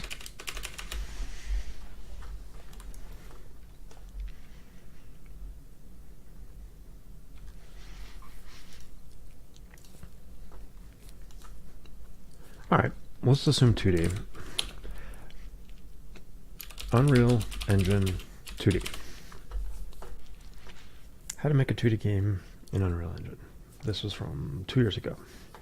Make 2D Unreal Engine in minutes. The biggest hurdle when making 2D or 2D 3D hybrid games in Unreal Engine 5 is that there is no starter template for sprite-based games. That's what I'm saying. This means that every time you want to create a new project, you have to spend almost 1 hour changing the project settings, importing the sprite sheets, setting up the input system, and much more, which will add up over time and kill your motivation to try out new things with 2D. To solve this problem, I created 3 unique 2D and 2D 3D hybrid templates for you, which you can easily install by just dragging and dropping them into the templates folder. The first template is a simple 2D side-scroller using public domain art assets by the amazing Anselmus. This used to be a patron-only benefit, however I decided to make it available for free for everyone to download. To get it, you simply have to click the link in the description to access the GitHub page, click on code, and download zip. Then you just have to unzip it, locate where Unreal Engine is installed on your machine, and drop it into the templates folder. It comes with a character that can move around, turn, and jump, all by using base paper 2D without any plugins.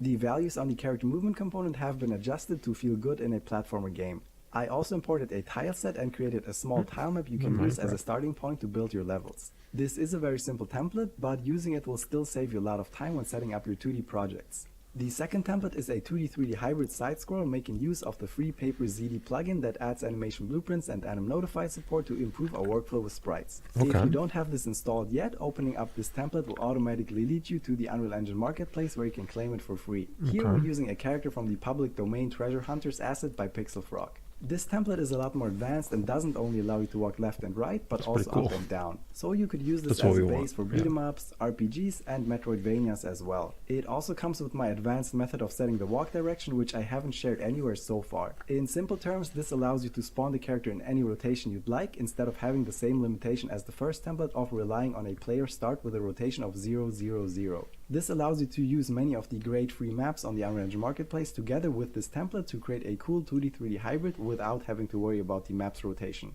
Of course, it also comes with the animation source and animation blueprint for Paper ZD set up and ready to go. On top of that, I also implemented a one-off attack animation that properly makes the character stop in place to give you an example of how to use Paper ZD's animation overrides and prevent other actions while locked in the attack state. This template will be a good reference for you to check out how I implemented these advanced features, and is also a great starting point for any 2D 3D hybrid game you might want to create. This advanced template, along with the next one I'll introduce, is only available for patrons of the gold tier or higher, so please get it from the link in the description if you're interested. The last template I want to show you is a 2D and 2D 3D hybrid top-down template using assets by Axel Arts. The license for these assets is a little bit different, and it's using a CC by share alike license. This template actually comes with 2 different maps and 2 different character blueprints you can check out for reference. Okay, that's Both of them are using Paper ZD, but a lot of the blueprint settings are different when making a pure top-down game using tile maps and making a top-down 2D 3D hybrid. Of course, this also comes with the Paper ZD animation source and animation blueprint, where I set up the multi-directional animations for all 8 directions the character can walk. For the 2D 3D hybrid version, you can again import any of the amazing free or paid maps from the marketplace and have a really awesome looking game in a matter of minutes. This template can be used as a base for something like a Pokemon style game or a JRPG, which I know many of you want to create. I hope these templates will make 2D and 2D 3D hybrid game creation easier for you and will allow you to eventually create your dream game. So definitely download the free 2D side scroll template, and if you also want to get your hands on the 2 advanced templates, please support the channel on Patreon alongside all of these amazing people who are already members. So the advanced one's paid. Okay, so there's ways to do it. We can check out the App Store. I'm curious though, because I kind of liked. Sorry, I was eating the camera. I kind of like, what was it? This style. Like, imagine there's castles around the world, and you gotta like go. You can see them in the distance. You gotta go walk to them, but that's totally different style. So. Probably not what we're going to go with. This is closest to matching. Let me see if there's an image of it in the PDF. Kind of. Very small. Battle screen. It's so small. Yeah, but this is like the closest. Actually, do you remember... here's the difference though. He's always in the middle of the screen, and the screen moves. But in the game we're building, you can actually walk in the, so the square stays where it is. You walk around it, and then when you get to the edge, the square moves. Let's look at that.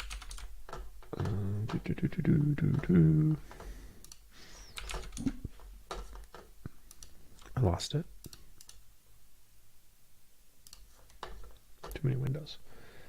Okay, we're gonna close out some of these. Keeping that one open. Yeah, let's take another look at it. Maybe we'll get a screenshot too.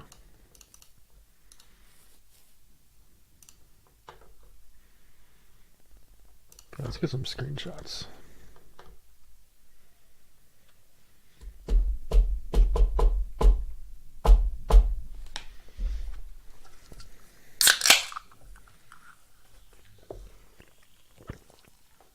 The big thing we learned from that video was that, what do they call it? Paper ZD or something? That seems like the plugin we want to figure out.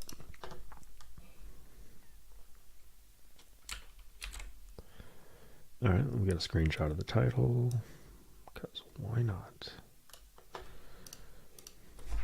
Start the game. Get a screenshot of the map. Can I hide these toggles?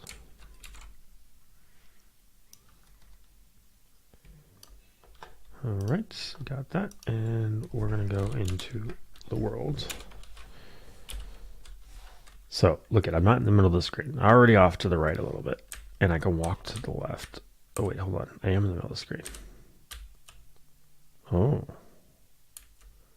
okay, but what happens when I get to the edge of the view? See, now I'm no longer in the middle of the screen. So it's kind of locked into like two. So like you can walk. Oh, if I go all the way to the right, for example. Okay, so once there's nothing to the right, I can walk from the middle to the right, screen doesn't move. Once I go past the halfway mark, it's going to move the whole screen to the left. And I actually didn't move. So I was at the middle, here, and then I go left, I'm still in the middle. I'm not really moving, it's the screen moving, right? Like if I put my mouse over it, this is where my feet are, right? My left foot.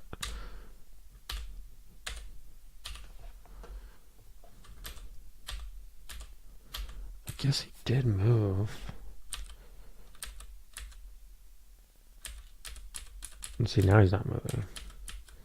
So, okay, so he doesn't move once he's moving. Once you have room to go. So once the screen has room to go to the left, he doesn't move. As soon as the room stops moving, he starts to move. See, now he's moving. But once I have room for the screen to move, like to the right, he stops moving. See? He's in the middle, in the middle, in the middle, in the middle, in the middle. And then he stops because there's no room for the screen to go. Then he stops moving. Then he starts moving. So, what do you call that mechanic? I need to know the name of this.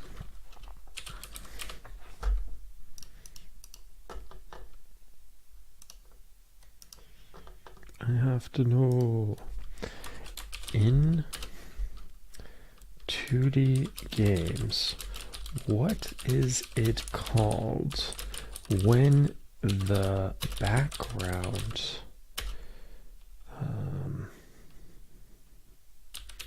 moves and your player stays in the center of the screen?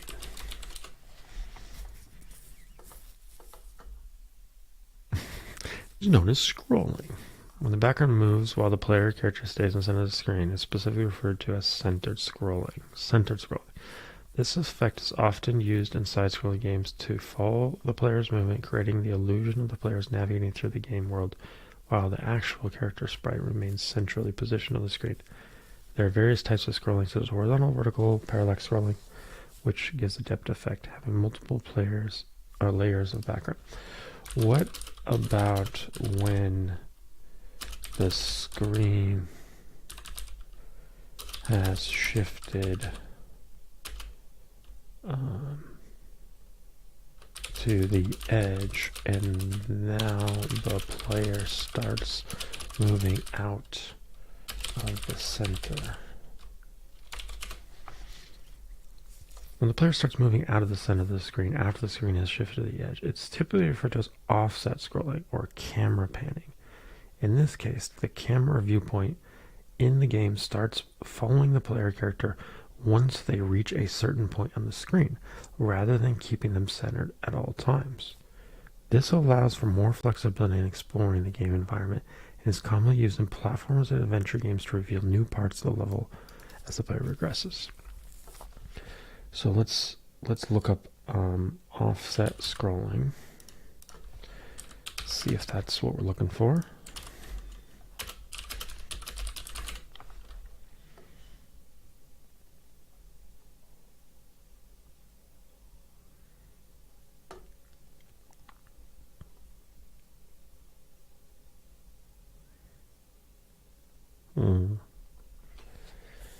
Okay, maybe they don't call it that.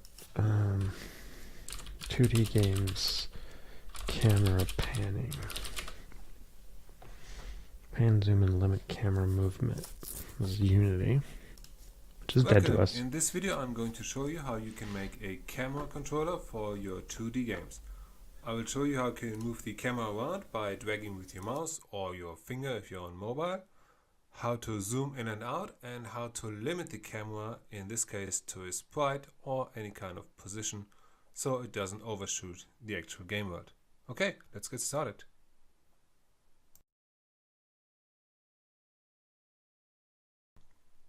So here I started with a new Unity project. I chose the 2D template And now I bring in a sprite that would serve as the map.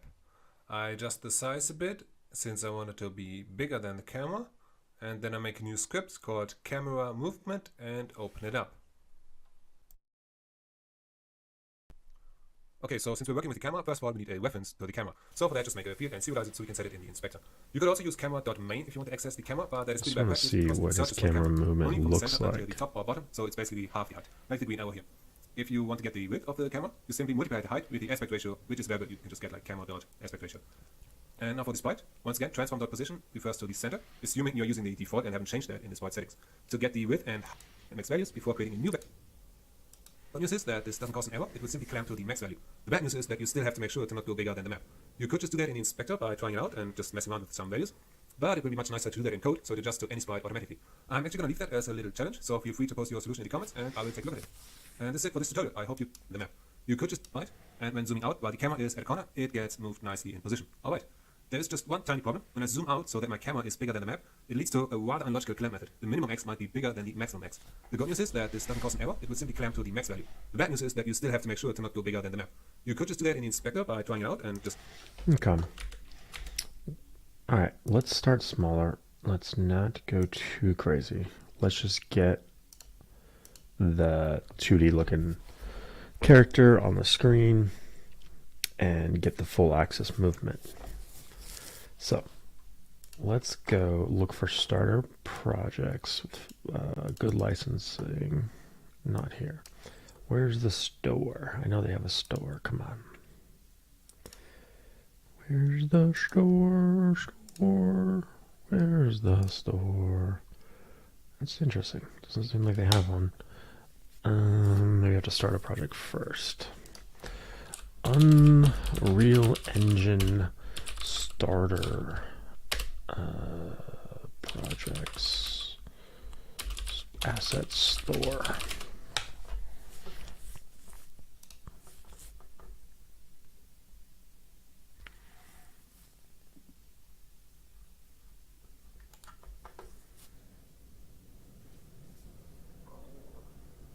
UE Marketplace. That's what we're looking for.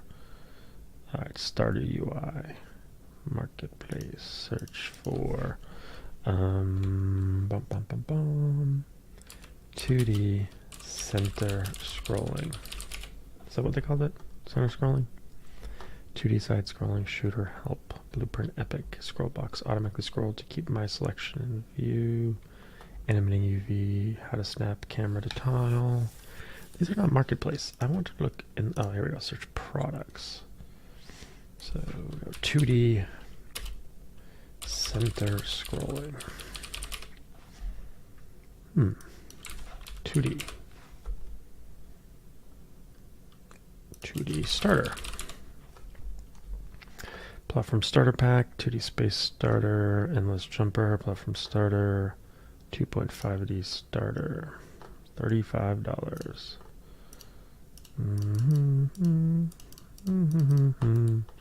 Let's go,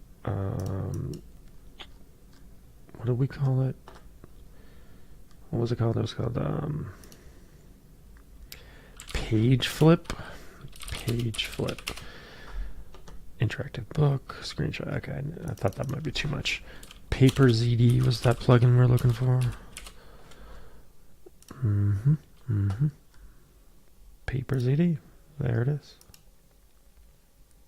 Sign in to download. Please note that due to Marketplace images, only the 3 latest versions can be kept up to date. Every other version cannot be further updated. If you find any issues in other builds, please contact us through Discord, where we can guide you through installing the binaries manually. Link to the most up-to-date binaries. PaperZD is the definitive answer to Unreal Engine's lack of animation support for 2D projects, letting you easily create your own animation blueprints with all the features needed for managing complex and simple 2D projects alike. With the plugin, you can create your own animated characters and objects, driving their animations with an easy-to-use but powerful animation graph. Add animation notifies to your sequences, allowing you to trigger events at very specific frames without the hassle of having to manage them yourself.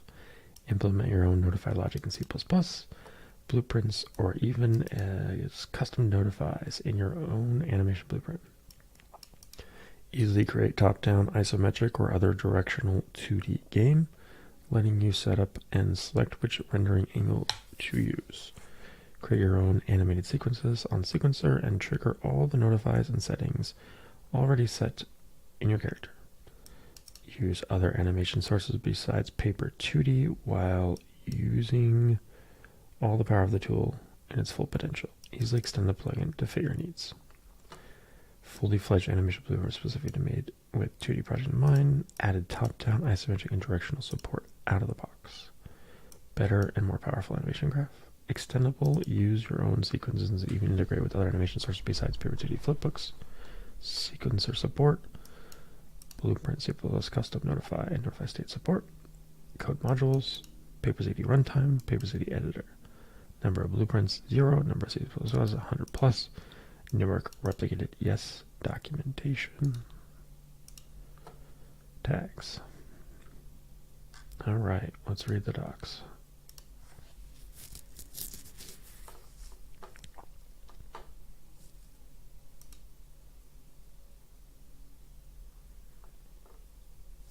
Player ZD exists as an AND server on Rails lack of support. And we read that. By binding the logic in a similar fashion as it's done in usual 3D development, while adjusting the experience to better serve a 2D game.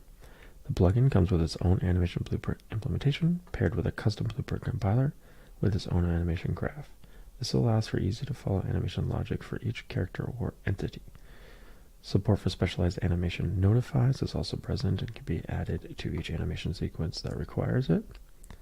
Besides this, a plethora of other 2D specific features are available for the user, which will help create rich and complex characters without the fuss of having to manage the timings themselves.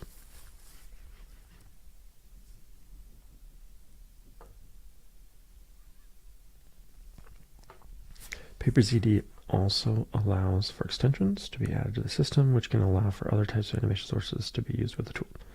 These extensions can give access to managed skeletal 2D animation sources like Spine 2D, Dragon Bones, or Creature 2D, or any custom one defined by the user. The current version of the plugin, called V2.0, heavily rewrites the old architecture and aims for creating a tool that can serve both big and small projects alike, becoming a pivotal piece of the software for any user that aims to develop 2D games in Unreal. Installation. If downloaded via the marketplace, the installation is already done and the plugin should be enabled via plugins menu. An engine restart will be required for installing PaperZD as a project plugin. Follow the same steps that on any plugin. Simply add the plugin inside a folder called plugins inside your project folder. Installation of extensions can be performed by adding plugin extensions, which are intermediary plugins that give PaperZD the ability to manage other types of animation sources besides Paper 2D. Due to the nature of these tools being external to the engine, said extensions cannot be provided in the marketplace and must be installed separately. More information in the Adding Support for Custom Animation Sources section. Note for C++ users, if you require importing and using the PaperZD classes in your game project, like inheriting from a PaperZD character or creating custom notifies in C++, then the PaperZD module should be added on your project's public dependency modules, otherwise a linker error will trigger. Note for V1 users, don't need that. Please make sure to save all your changes. Failure to do so or partially saving the sequences but not the animation blueprint will orphan your data. Creation of an animation source. The first step when creating a new character is to create what's called an animation source. The project works as the source of animation that the animation blueprints can use to render the character and control its playback. By default, PaperZD comes with a flipbook animation source, which lets the system know how to manage and render flipbook animated characters. But other different sources can be created which can have other features, like being skeleton based and thus being able to opt in for blending support. First, right-click on your content browser and go to PaperZD section and create a new animation source. Note, if there aren't any extra animation sources supported besides Paper 2D flipbooks, the system will now create a new asset. Otherwise, it will ask you to first identify which type of animation source you want to create. With the newly created animation source, which we named myAnimSource, we will begin the setup of animations for our character. Anim sequence creation. So the anim sequence in the object that contains the animation to be rendered is the object. and any metadata pertaining to events inside, like anim notifies, anim sequence live inside an animation source, and thus we need to specify one when creating a new source sequence. One can create a new animation sequence either by right-clicking on the content browser and selecting from the dropdown, like in the previous step, or into the animation source editor. When creating an anim source sequence, from the dropdown, the system will ask the user to specify to which source the sequence should be attached. The type of anim sequence to be created depends on the animation source you select. Selecting an animation source for Paper 2D flipbooks will create a specialized anim sequence for them. The user doesn't need to worry about it. We call this anim sequence my first anim sequence. After, double-click on either your animation source or your animation sequence to enter the animation editor. When first opening the asset, you'll find yourself in the following view. To the left, an asset browser will display all the animation sequences that are currently parented to the animation source. A single one should be displayed if you proceeded with the creation of your first anim sequence in the previous step. Clicking on the animation sequence will open the asset for edition. You should see a new tab appearing on the bottom center part of the screen. To the right side of the screen, the Asset Details tab should also have been filled with the pertaining information of your anim sequence. Category, multi-directional sequence, animation data, animation source. Now let's specify the flipbook that we want to use for rendering the sequence. We'll use the Paper 2D example content project animations and select the idle animation. After we select the animation, the viewport and timeline on the center should reflect the newly created animation. Cool. We now have the simple animation sequence set up. We can proceed and create another one for walking behavior. Instead of creating it from the content browser, we can create one directly in this editor by clicking on the Add New button on top of anim sequence list. This will create and select a new anim sequence with the default new name. We can then set its flipbook to be the walking animation. By default, the anim sequence created via the method are stored in a folder called anim sequences, which will be created on the same level as the anim source. This behavior can be changed in the Paper ZD editor section in the project settings. We can also proceed to rename our animation sequences with a more recognizable name. Let's call them idle and walk respectively. Renaming can be done in the animation editor by simply clicking the animation and pressing F2. With this, we have the backbone for creating our animation logic. While there are other things we can do in this part of the editor, we'll get back to those in later chapters. For now, we will create our animation logic by creating a new animation blueprint that uses our animation source as base. As always, right-click on your content browser and select the following option when prompted to choose your animation source as base. We'll call it MyAnimBP. The asset will open the animation blueprint editor.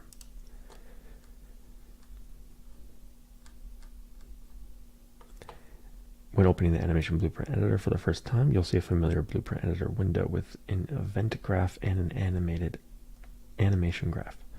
Double-clicking the animation graph enables you to modify the logic that the blueprint will follow to render the final animation. As a simple approach, we'll use a select node to switch between our two already created animations, depending on the velocity of the character, displaying the walk animation when moving and the idle animation when not. Other nodes can also be used to specify more complex behavior, like using animation state machines. Those will be explained in later chapters. The animation component and Paper ZD character. With the animation logic created, we need to now specify that we want to use it with our character. For this, Paper ZD comes with a Paper ZD animation component that can be added to any class object to derive their animations. The animation component requires the following data to be set to ensure correct behavior. Anim instance class. This is the class of the animation blueprint you have created and that you wish to use for driving the animations of this component. Render component. The primitive component that we will be rendering the actual animation for default behaviors using Paper 2D. This should be a flip component. The render component should be compatible with the animation blueprint that you specify. For default Paper 2D characters, PaperZD comes with the PaperZD character that already sets up the render component to the main paper flipbook. If your goal is to create a simple paper 2D character, then inheriting from this class is a good option. For example purposes, we'll grab a default PaperZD character and create a subclass of it. The character will simply route the left-right inputs. And we'll set the animation instance class to point to our created animation blueprint. If we now hit play, we should be able to see the animation changing between walk, idle, when moving, and standing still.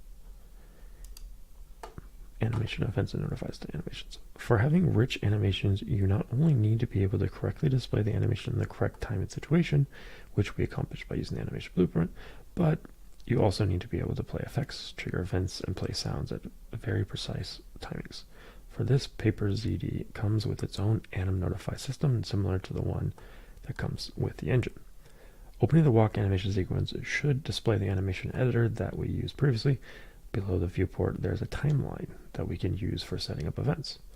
In the timeline, you can add as many anim notifies and notify states as you want. The plugin comes with some default ones, but you can always create custom blueprint and C++ subclasses to create your own behavior.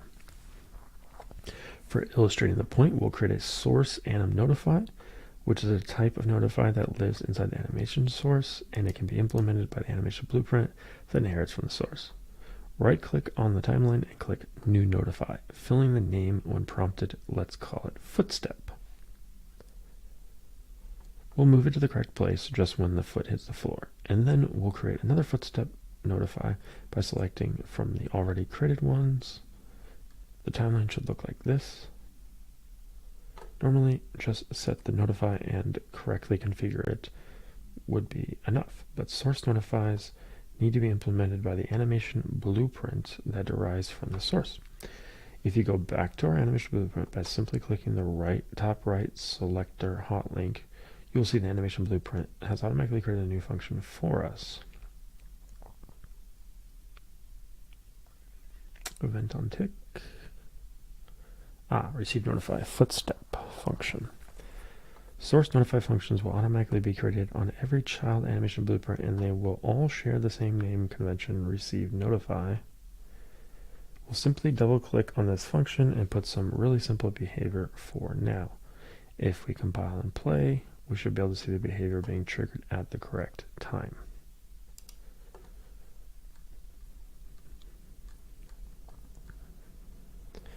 The animation graph comes with a set of animation nodes that tell the system which animation it should use at a specific time. Wait, what, is it different? Oh.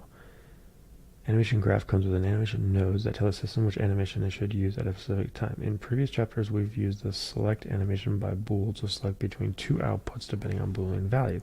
An important note is that animation pin that goes inside the node, drawn like a paper cut character, can be the output of any animation node. These nodes can be concatenated to create complex behavior and switch between nodes. As an example, the output of an animation node can only be connected to a single animation pin. This is to ensure that the update sequence runs as intended and it doesn't trigger multiple times.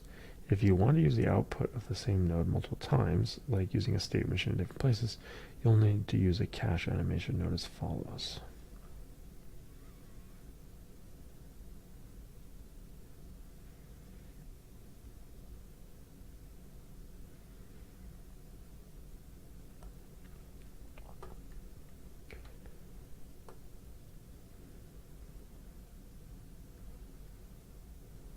This example is illustrative.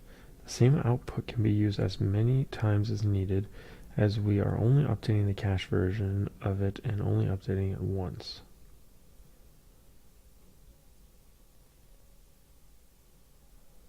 Another point of interest is that each animation node has settings that can be changed to modify how they behave. Let's take the play idle node as an example. You can see that you can actually change different values like the play rate, whether to start the animation from the beginning or another playback position, and even if you should loop the animation. These variables can actually be made dynamic by selecting on the checkbox that is to the right, which will create a new pin on the node, which can then bind to dynamic variables and logic into the animation graph.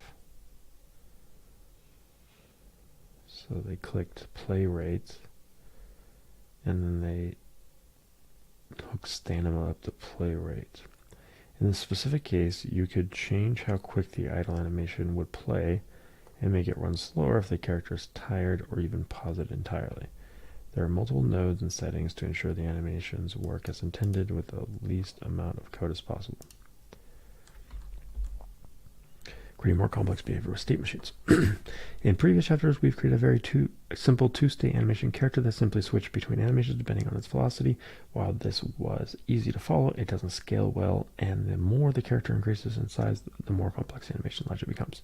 For these instances, PaperZD comes with a custom state machine node that is optimized for 2D usage. Let's improve our walking character and migrate the logic into a new state machine.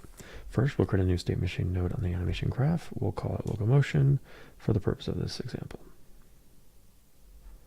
As any other animation node, the state machine can be outputted to any other node and concatenated as we did in the previous chapter. Double-clicking the state machine allows us to modify its underlying graph. Inside of it, we'll find a single out node that serves as the root of the state machine. From here, we can start building our logic.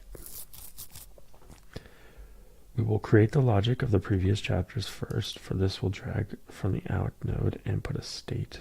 This will be our idle. Double-clicking on this state will bring us to the state's internal animation graph, which works just like the root graph we've been using. Here, we'll simply put a play idle. After that, exiting the animation graph back to the state machine will drag on from the edges of the state and create another state. We'll call it walking. As you can see, an intermediate node has been created. This is the transition that will govern the logic that will trigger the state reversal from idle to walking. We'll double click here and put the same logic as had on the previous example. Get owning actor, get velocity, break vector if x something, can't enter transition. While the idle will change onto walking whenever this condition is evaluated true.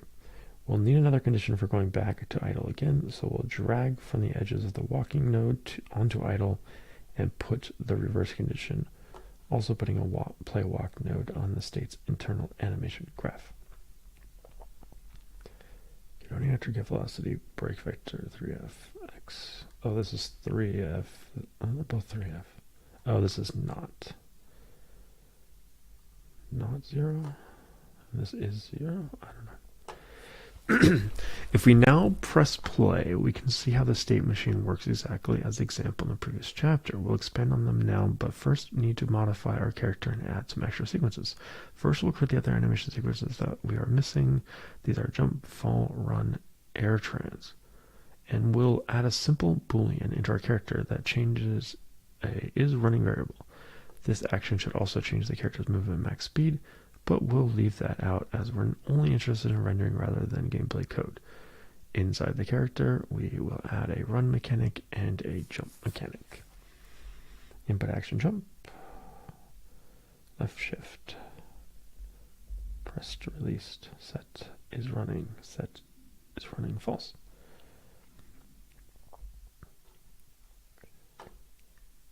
We'll also go to our animation blueprints event graph and create a variable for our character so we can query it when needed. We'll use the event on it that gets called whenever the animation instance class that this blueprint builds into gets created. Event on init, cast to char, set the char. Get owning actor, return value, object as char. Now we can go into the state machine's node walk and change its internal animation graph to display either walk or run, depending if the character is running. Animation, false animation. If we press play now, we'll see that the character changes behavior and alternates not only between being idle or moving, but it can distinguish if it should run or walk. The logic for this is tightly packed in easy to modify sections and modularized, which ensures that it's as easy to iterate as it was to create.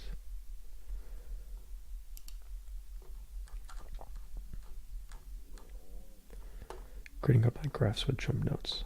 We've used a state machine to drive the animation of our character in a standard way. The features we've seen up until now are shared with the default behavior from the state machines present on the engine's animation blueprints. But there are some 2D specific features that we can use to make 2D development easier and more manageable, and to overcome the hurdles that come with the nature of frame-by-frame animation like Paper 2D flipbooks are. We will learn about these features while continuing to develop development of our character by adding a jump functionality to it. First, we'll want to make sure our character can jump. For that, we've already added the needed code in the previous chapter. Imagine having a very big animation state machine driving your character, and you want to add airborne animations to it. Airborne animations can happen at almost any state, and if the animation graph is big enough, this would mean you need to create a connection from every state to an airborne state.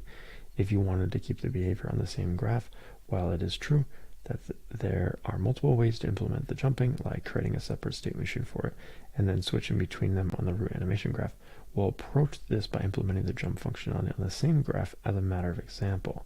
Paper ZD comes with jump nodes, which are shortcut nodes that you can put wherever your state machine that can be triggered by code to force the state machine to go to said node.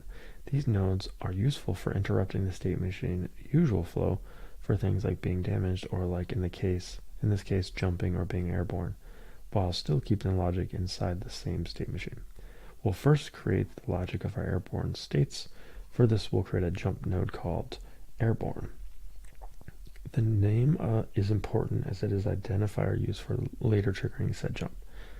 Add a jump node by simply right-clicking and adding a node as you would do a state or conduit, then change its name to airborne.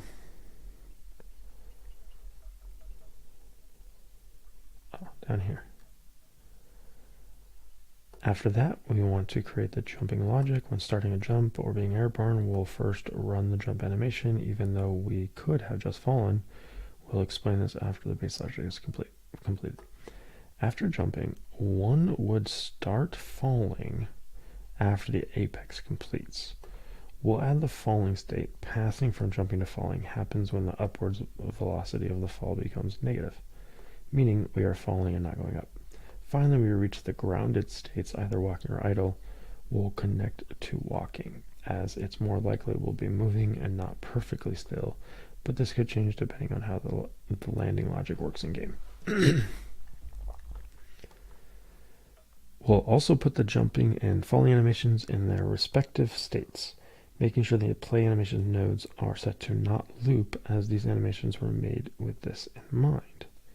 Inside the link between jumping to falling, my char, get velocity, return value, invec z less than 0, can enter transition. And inside link between falling and walking, my char target character movement target return value, can enter transition. By default, animation blueprints have allow transitional states setting enabled on their class defaults. This makes the state machine continue evaluating the states until a stable one is found. In the example above, if your character falls without jumping, the state machine will first evaluate the jump state and right away evaluate the transition and move to the falling state as the velocity is negative. The state machine would then stop there as no other transitions are available, and the falling state would render. The jump state won't. The jump state in this example becomes a transitional state, which helps create a more compact state machine, removing the need for extra connections by allowing the state machine to flow naturally to their stable state. That's cool. Now that the state machine is ready, we simply need to trigger the jump node by getting the anim instance that is stored on our animation component.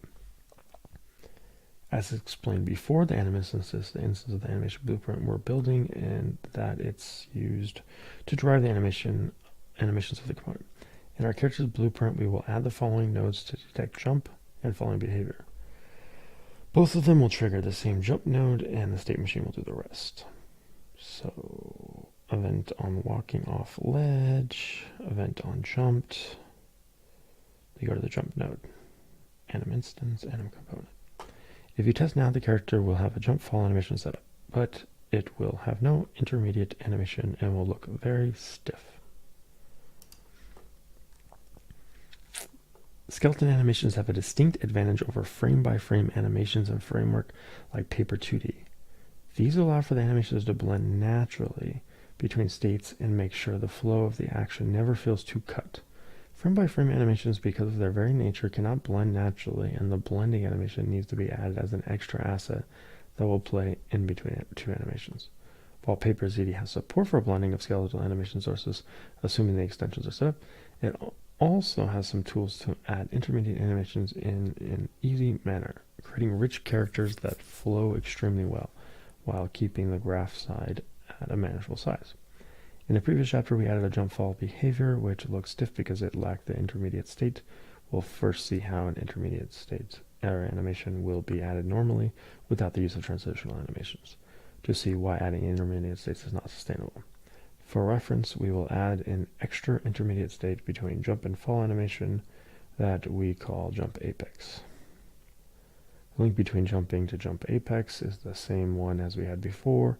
It triggers when the upwards velocity becomes negative. Inside the jump apex, we add the air trans animation sequence, and we make sure it's set to non-looping. The last point is important. After that, we need to set the transition between jump apex and falling. Because this is an intermediate animation, we want to stop playing this animation when its playback is complete. For this, we can query anim player that lives inside the anim instance that this class compiles into. The anim player will be explained in more detail in later chapters, but as a quick explanation, it's the object responsible for driving the playback of the animations inside the blueprint. We go inside the transition and trigger the rule when the animation player's progress gets close enough to completion. Obtains the current player responsible for storing the playback information of the animus. The target is PaperZD anim instance. We'll also need to add a check against the current anim sequence that's rendering is actually the air trans one. This is because we enable transitional states, and these tests will run before actually rendering our transition animation, meaning that the playback progress will get stuck at 1.0 due to the jump animation still being rendered. Note, it's important that the animation is set to non-looping, as the playback progress could loop before we trigger the rule. This is especially true in low frame rate environments. Note 2, the animation player can manage multiple animations at the same time. The playback progress will refer to the animation with the biggest weight that is being processed currently. This is not something that non-blendable animation sources like Paper 2D flipbooks need to take into consideration, as blending is not even thus available, and thus there's only one animation run at a time. With this setup, we can now see how the flow of character improves dramatically due to the intermediate animation, but this also brings a new issue. What happens if we're in the middle of the air trans animation and suddenly hit the floor? The animation would still continue playing until it reaches the end. As per the transition rule, we need to add an extra check for being grounded. The animation logic starts to bloat, and the more intermediate states we want to add to make a richer character, the more the graph becomes unmanageable. We can fix this by replacing these intermediate states with a custom feature from PaperZD, transitional animations. As we saw in the previous chapter, adding intermediate animations is a cumbersome process that requires adding more states and thus more logic to an animation graph, which in turn bloats us extremely quickly, making it really hard to debug and manage for even medium-sized projects. PaperZD comes with a feature that attempts to solve this: transitional animations. Transitional animations work by enabling the user to add a custom and optional animation graph on a transition node. This transitional graph runs a single loop of an animation and cannot have internal state machines. It's meant to be a simple graph for filling the animation data required in between. When the single loop of the animation completes, the system will continue rendering the state node animation graph. Transitional animations are optional in nature, and if the target state that they point to stops being the active one, they stop rendering. Only the last transitional graph will run as an introduction to the target state it points to. Let's first go back a few steps from before we added the intermediate state. Adding a transitional graph is easy. Simply click on the transition that you want to animate, in this case the jumping to falling transition, to click Use Transitional Animation on its Details panel. You'll see that the transition itself changes its icon to reflect the change and showing that it's being animated. Now we can click on Open Animation Graph button. That is at the side of the checkbox we enabled. Lantern animation graph. Let's add the air trans animation sequence to it. Note, you'll see that inside this graph, you will be unable to add state machines and set the animations to loop. Every animation in this graph is meant to have an end, and thus looping will be disabled. With this, the transitional animation has been correctly set up. No more code nor configuration is needed. If you run the example now, you'll see the character works just as before, but it now also aborts the transitional animation when touching the ground before it finishes. Transitional animations are a key feature of PaperZD and a very powerful way to give more life and movement to a character without increasing complexity of the animation graph.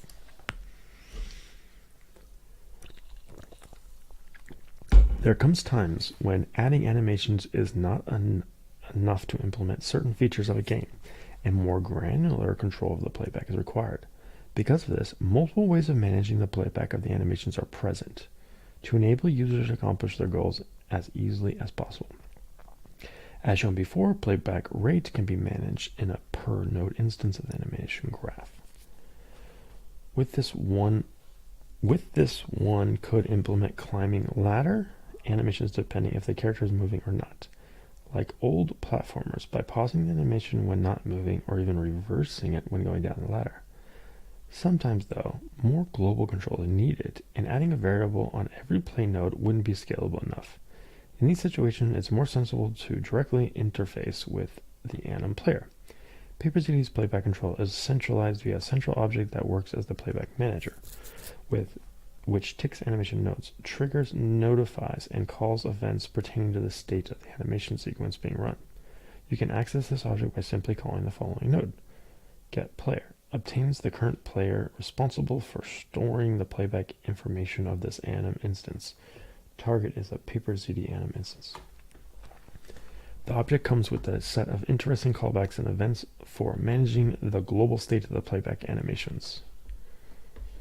Using the object, you can easily pause the playback, change the playback mode, forward or reversed, and query the current state of rendering, knowing the time of the current animation, which animation is playing, etc. Note, certain calls like the current animation or animation time only take into account the biggest weighted animation on the mix. This is only important on skeleton and blending enabled animation sources, as those can mix multiple animations into a final blend. The anim player also comes with a set of events to get automatically called during playback. GetPlayer, bind event to on playback sequence changed, sequence complete, sequence looped. Two of these are already implemented by the animation instance and can be overridden directly. Sequence playback complete, sequence updated. These events, specifically playback complete and how the transitional graphs detect that the transitional animation has finished its playback, you can bind or implement them to be notified when the rendering of the animation changes. Up until this point, we've shown how to animate a side-scroller game. These kinds of games usually just have two views, left or right, and will realistically only use one animation per state of the player. The reverse direction usually is mirrored. In practice, this means that for every one direction, there's only one animation that needs to be rendered. Obviously, this isn't always the case, and other types of 2D games exist that in fact require multiple animations for different directions of the same action. Games like top-down isometric boomer shooters heavily rely on simulating a fake 3 animation by drawing the same animation multiple times in different angles and then placing them depending on an angle variable. This already presents a big challenge in the art department by increasing the work by 4 or even 8 times depending on how many directions are being shown. In our case, it's 8, right? Because we got the left, right, up, down, and then we got the diagonals. So another 4, 8, another 4. Ooh, what is a boomer shooter? Sounds like a shooter for old people.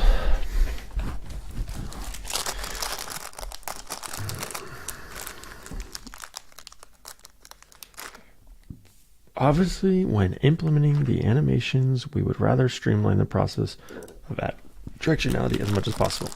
Usually the answer that engines and tools present to users that need to add directionality to their sprites is either force them to create blend spaces and set up every animation on a graph, or forcing them to change the animations by code, both of which require too much time to configure and increase the amount of time the user would stay in this section, thus increasing the cost of these projects. Paper ZD streamlines the step as much as possible and presents a powerful feature that can help in these situations. Multi-directional sequences. Because anim sequences are an abstraction of an animation to play, and strictly speaking, every rotation of an animation still is the same animation for the game's purposes, we added the ability to add rotations inside a sequence. Love it. As an example, we will go into an animation source and create a new animation sequence, and we'll call it My Directional Sequence. If we open this new sequence and see its details on the right, we will see a checkbox that says multi-directional sequence. This one.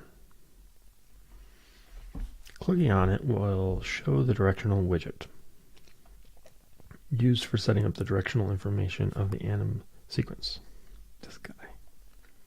This is 4 instead of 8. You'll see that this new widget contains 4 corners, and the bottom animation data has been replaced by animation node 0. The golden section is the currently selected direction. Clicking on another square will select that position. We can also modify the number of directions and even the offset angle of them. Beautiful. Because the example project doesn't contain a top-down animation, we'll use the flipbooks we already have for the demonstration purposes. So the directionality, set the directionality to N4 and fill the directions with different animations. So this is flipbook UE robot fall to the right. This is 1, which is robot jump. Note directional sequences are meant to represent the same animation and thus assumes that all the sequences have the same length. The length of the sequence will be inferred by the first node, node 0. If we focus on the widget and hold the shift key, we can move around the preview window that will display which animation will be displayed depending on the angle we're inputting the sequence. In this case, even if the selected node is the right one, jump, we're displaying the top one, fall. Previewing directions. Going back to the animation blueprint, we'll now let the animation graph know which direction we want. Oops, I missed a step. The resulting anim sequence can be used to notify the resulting anim sequence can then be used. The notifies will be triggered because it's like an object called notifies. Notify will be triggered as normal, and the flipbook will use the rendering.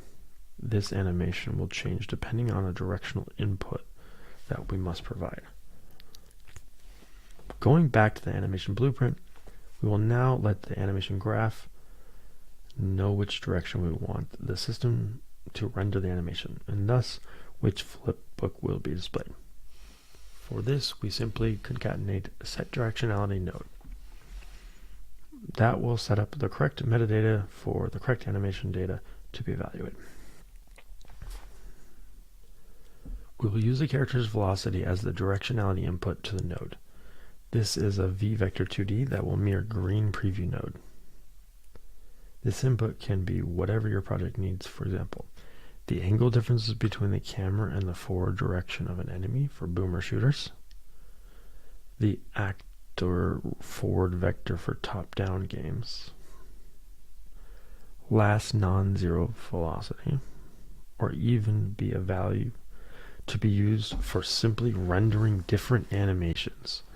Like sprites having different states that change, it could be non-directional information, although the system is made with directionality in mind to give users an easier time creating those games. Changing directions won't reset the playback time of the animation. With this, we have added directionality to our character. The directionality information is made per character and not per animation, which ensures that setup is fast. The system will not fail if a non-directional sprite is presented, even if directionality is set. This way, if implementing the character should be should be fast to iterate. Simply add as many directional animations as needed, then feed the angle in which you are rendering the animation. The system will select the correct animation to render for you. PaperZD is coded in an agnostic way, using different objects to abstract the functionality without assuming anything about the nature of them. Because of this, PaperZD can be made compatible not only with Paper 2D, but with potentially any other external animation source, even skeletal animations like Spine 2D or Creature 2D. By default, PaperZD adds flipbook support, as this comes bundled with the engine, but any other animation source cannot be bundled with the plugin due to them not necessarily existing in the engine. Because of this, PaperZD needs to be extended with other plugins that can give external support to any animation source that you want to support. A good example is Spine 2D support. PaperZD for Spine 2D is a plugin that extends the rendering class, installing the plugin alongside PaperZD and Spine 2D. We'll give you access to new animation sources and new animation sequences and feature for use with Spine 2D characters. If you want to code your own support module or plugin, simply check the flipbook support added to PaperZD. For this, you need to create child classes for the following: PaperZD animation sequence, PaperZD animation source, PaperZD anim playback handle. With these classes implemented, you can tell PaperZD how to handle and even render the animation sources, and even let it know if the animation source supports blending, and thus enabling blending nodes for it. The support is given as is, and changes in the external plugin can destroy the support, as we don't have a way of knowing or nor handling the changes that external plugins decide to make. You can create your own notifies by inheriting from PaperZD anim notify and PaperZD anim notify state. These notifies can be shared through different animation sources and are a great place to build common functionality. PaperZD anim notify. If we create a notify called myNotify and then going to animation timeline, we're able to see that it exists. These blueprint objects will work as any normal blueprint, but will have access to method onReceiveNotify and start end events when it's a state notify. Adding public variables on this blueprint will enable you to modify their values directly on the timeline. When implementing the notify events, a member called owning instance will be given to you. This is the anim instance that is calling the notify. This object could be null if called from the editor. If needed, you can obtain a render component that is used to render the animations, which you can use to add sounds, particles, or even debug boxes for displaying. In the following example, we use the render component location to identify where a sound should be played while playing the game. In editor logic, we draw a debug box that will only be displayed during the animation source editor window. This can be useful for creating hitboxes that are drawn on the editor window, so we can adjust them as needed, while the game behavior would actually apply the hitbox without showing it.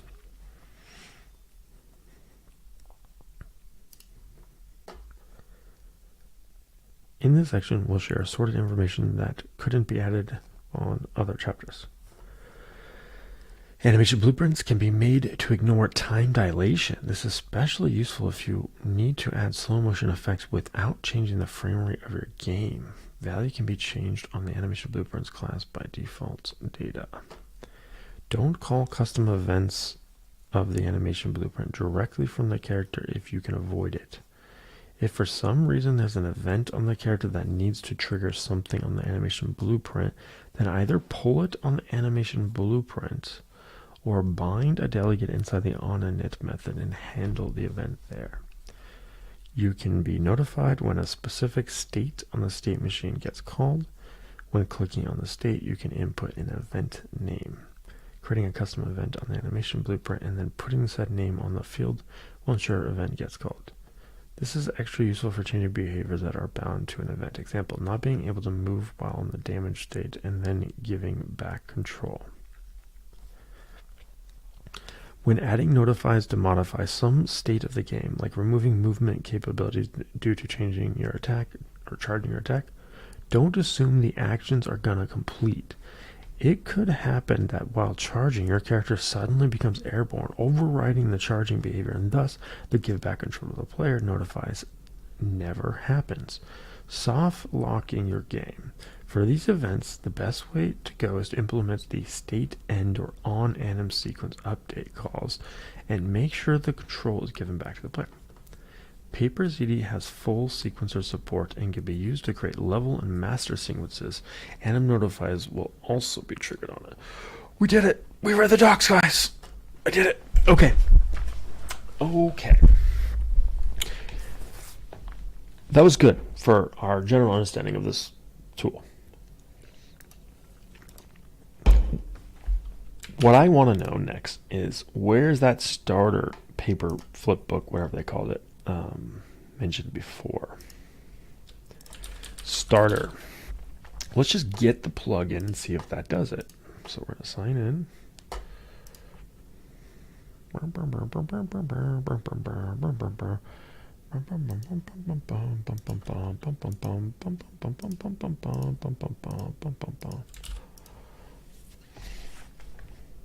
Free or add 2 cards.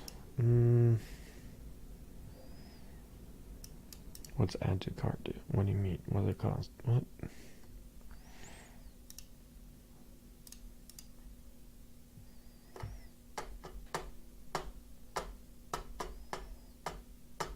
Okay. Well, we got the ZD. Layer Studios, all products integrated of learning. Get started. Courses and tutorials. Alright, so I kind of, should I start blank just to test out the ZD thing? Let's go ahead. Let's start blank. What's it called? Demon Crusades, Demon Crusader, Demon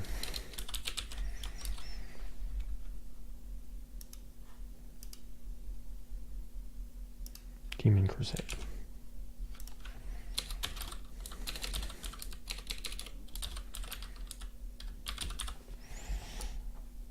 I'm really getting annoyed with this glitch in macOS Sonoma with my dock. Keeps putting the dock on my Mac's. So annoying. Okay.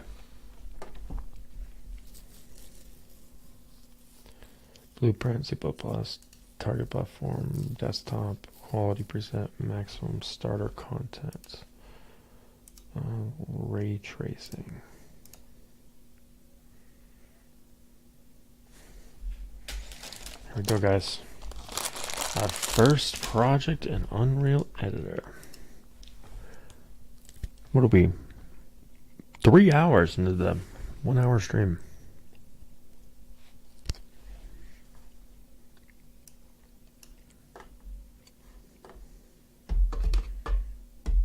Probably call it soon. Just want to get something started here.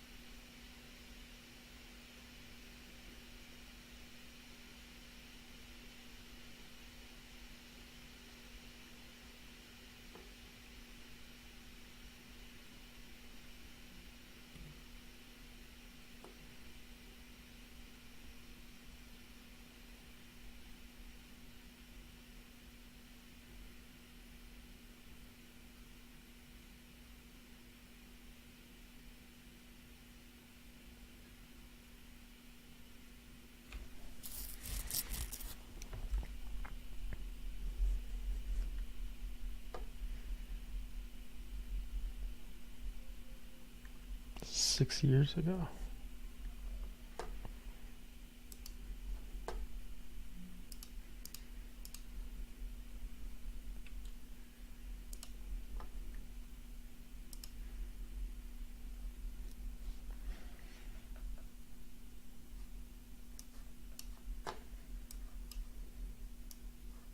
It says unavailable.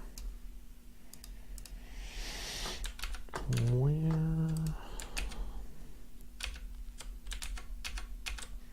There we go. Still loading. Dang, 35% compiling shaders. Literally an empty project. Didn't even include the starter stuff.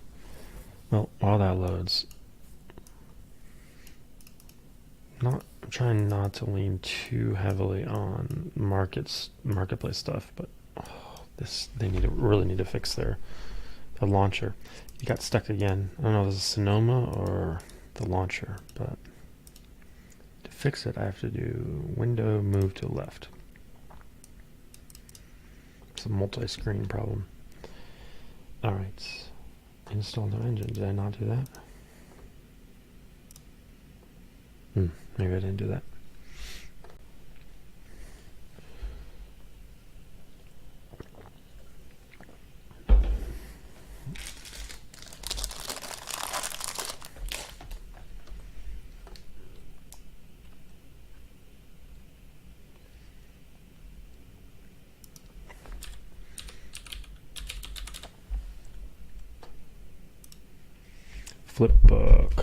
Flipbook Maker. Writing UI UMG. Flipbook VFX. Billboard Flipbook Shader. Can I filter by content? 2D assets. Stylized magic houses. And then I want to look at characters.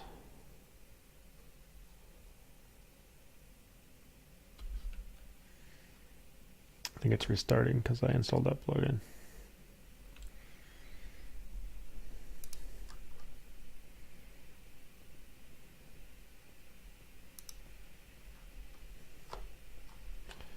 Can we get free flipbook whatever characters from Epic? Let's see, we have 2D. Where's 2D?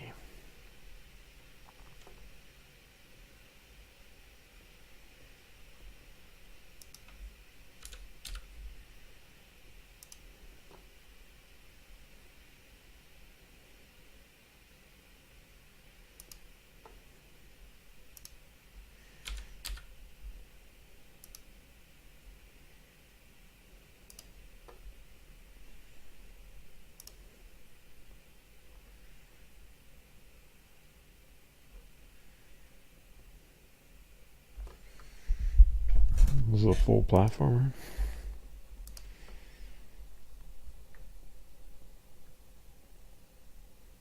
Oh, Unreal's running. This might slow down my computer.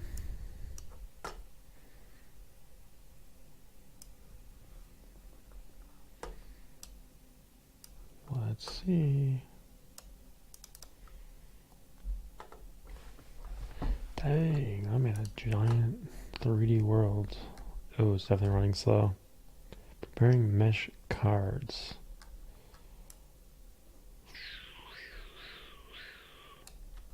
Sweet.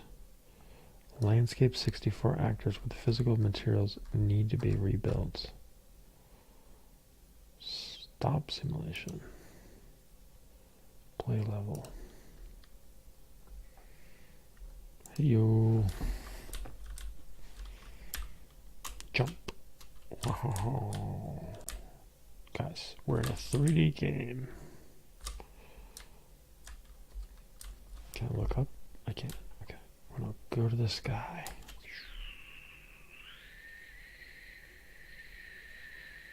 And look down. So many tiles. And then I'm guessing these mountains aren't real, right? I just keep going over there. Nothing happens.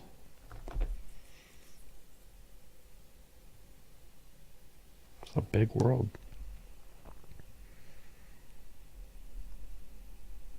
it endless scrolling, or it does look like the mountains are getting bigger, so maybe they really exist. Can I get there? It's like the streamer who was trying to go to the planets in Starfield, and it was just like paper thin. After like 7 hours. Let's go. Okay. Even these are tiles. Interesting. There were real mountains. Can I go through the map? Oh no, it's a real mountain. Okay, cool. This is all terrain. Where's the edge of the map? I don't want to fall off. I think I see it.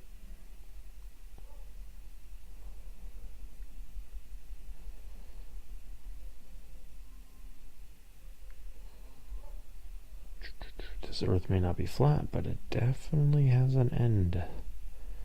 Fall off the edge right now.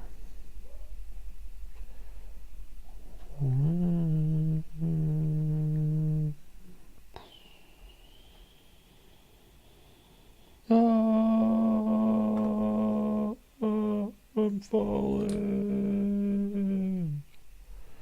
Cool. A wall hacked. Mountain hacked. Under the terrain. I wonder if there's a ceiling or if I'll just glitch back up through it. No, I'm stuck. Cool. Alright, let's stop. Looks like it loaded. Oh man, this guy's really stuck. Oh, there it goes. Okay. Let's see if we can get that plugin. Where is the plugin? Build all levels. Build all levels. New scene, blah, blah. Find blueprints. Alright, let's go back to the guide real quick.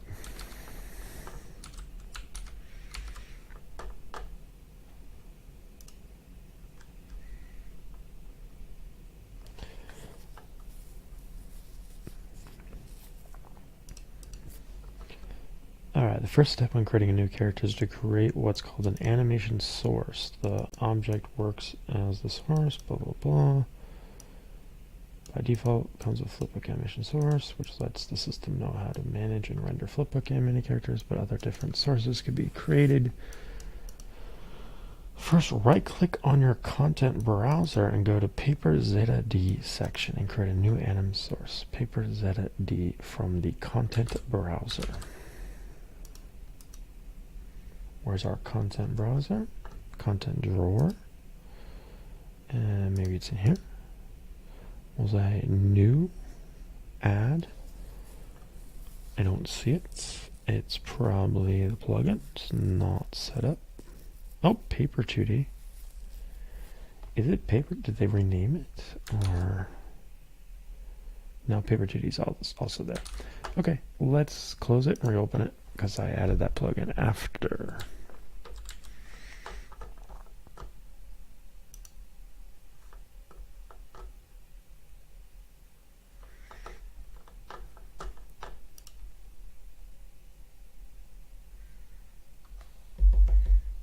Initializing.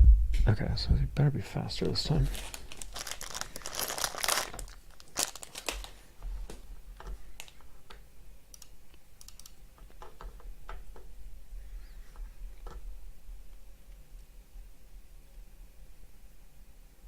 There it goes.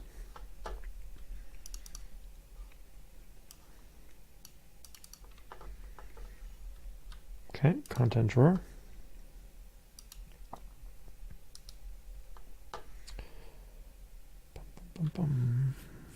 Add.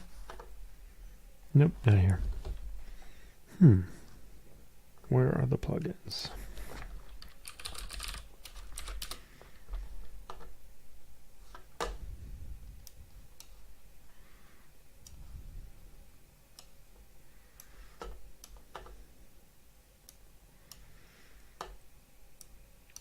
Installed. Yes, it's not here. Built in. Paper 2D is built in, but we want Paper ZD.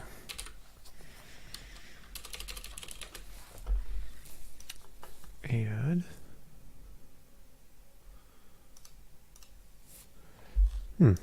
Should should have installed through the marketplace.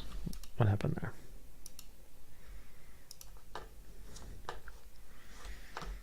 Come back.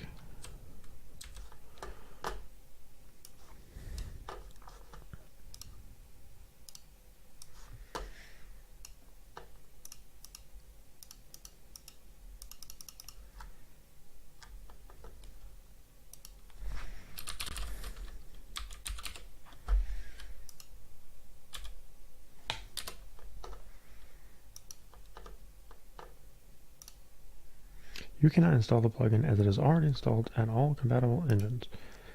Is it really though? Is it really installed? How do I hurt this project?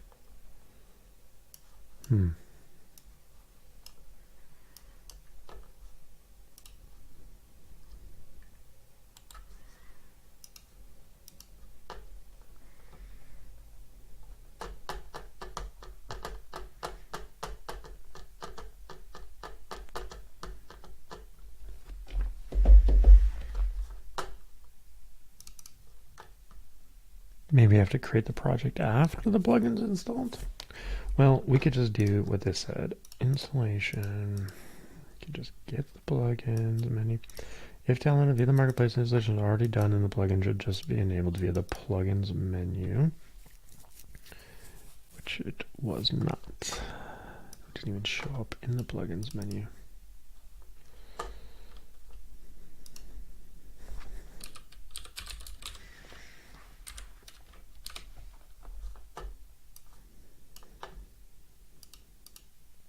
Oh, it was under other installed.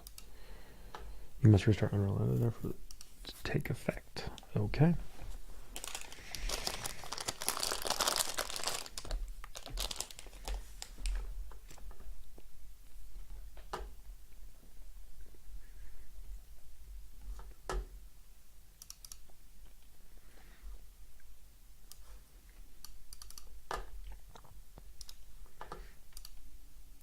Content, drawer, add, paper, ZD.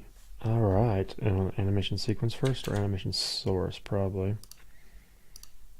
Animation source. What do we name the first one?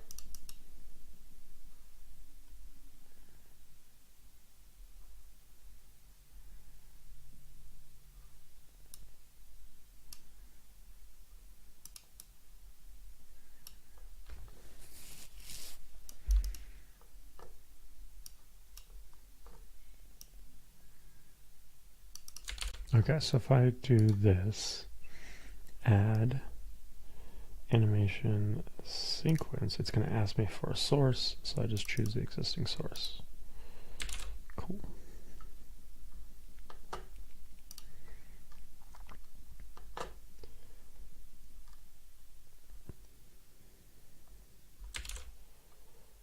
First opening the asset. Which asset? After that, double click on the source. Nice.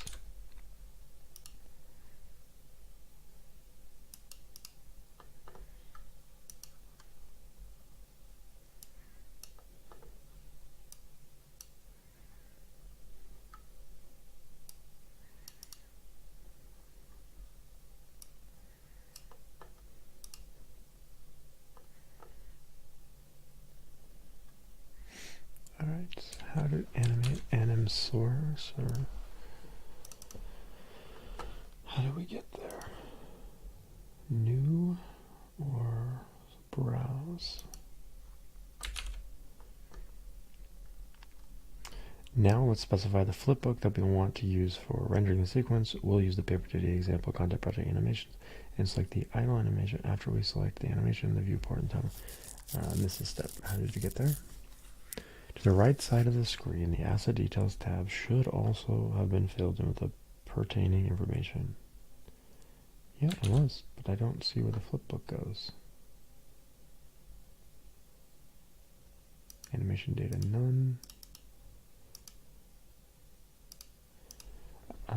Which one does it want, the sequence or the animation? Specify the flipbook, create new assets, copy clear. What are they looking at? Animation data, maybe? Drop down, create new asset. Here we go. Paper flipbook. And search, no results. Okay, so we just need to add this flipbook. Where can we get it? Paper ZD. Starter pack.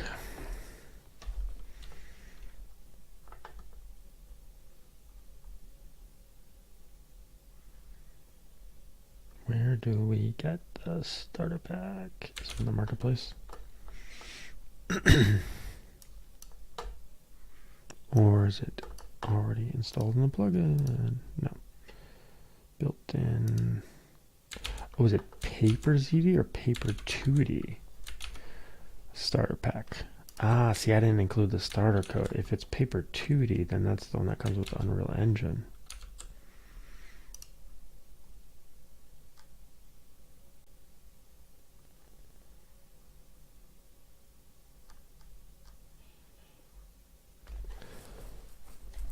Yeah, Paper 2D example. Oops, my bad. Unreal Engine imports Paper 2D starter pack.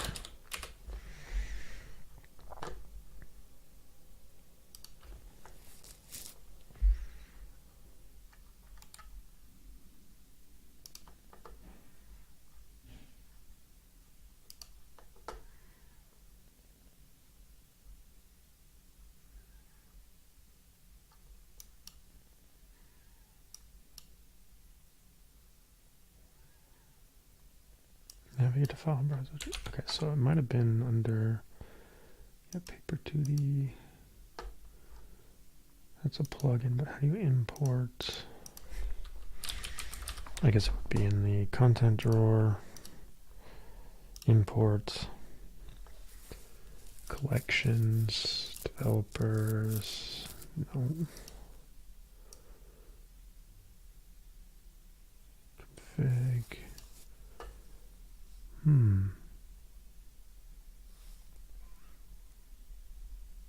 Maybe we can create a new one, but it's stupid that you can't just import.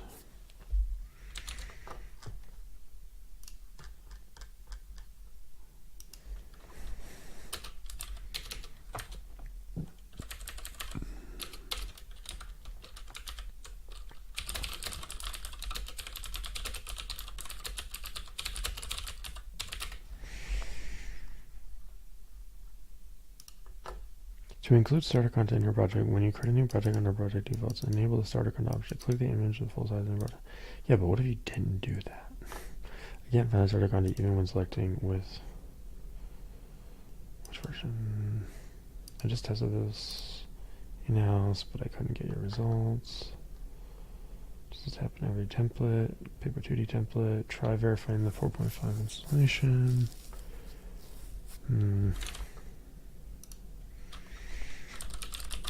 Find content, browser content, submit content, sync content, starter. Well, that sucks. I'm going to have to recreate this, aren't I?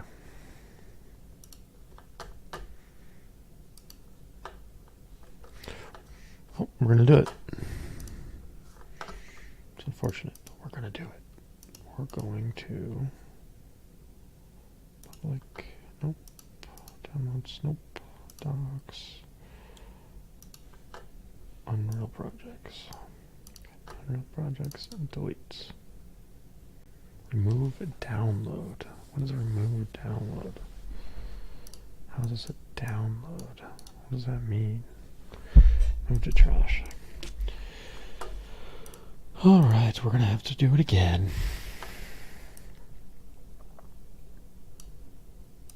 It's faster the second time, right? We shall see.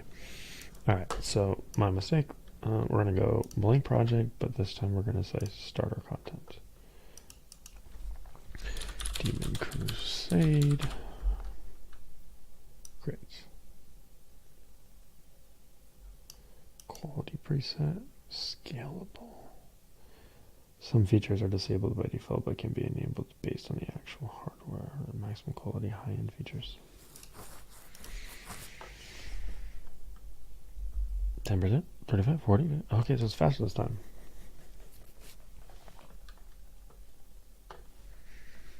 That's what I'm talking about. Much faster. Let's have some kind of cache. Okay. And then content. There's the starter content. Cool.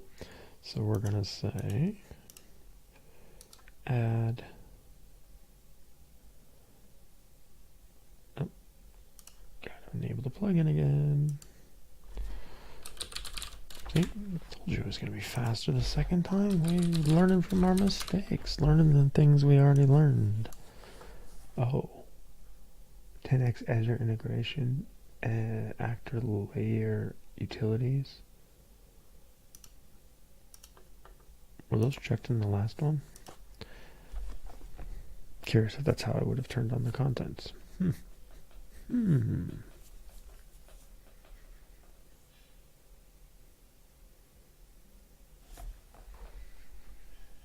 In the content browser pane at the bottom, click the Add New button. Click Add Features or Content Pack. Oh, so it was there. I just didn't read enough. It's always the answer. It was under Add Feature, Content Pack, Contents, Starter Contents. Okay, so don't make my mistake. It's there. Alright, add paper ZD. We're going to go with source. Call it, I don't really care what we call it. We're going to rename it later, maybe. Add the other one. Choose the source. Open it up. Or this one. Oh wait, it's over here. Whoa, I got that error again. Window, move to left. Which one? This one?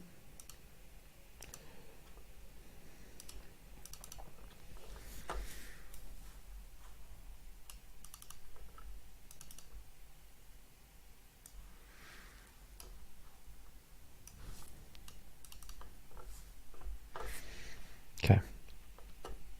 Now we choose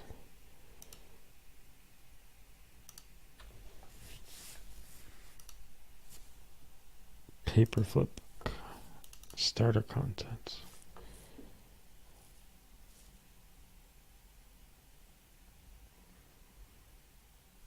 It's not materials, not map manager, not blueprints, not audio, not architecture, shapes, probably not, textures, probably not. Search for what was it called?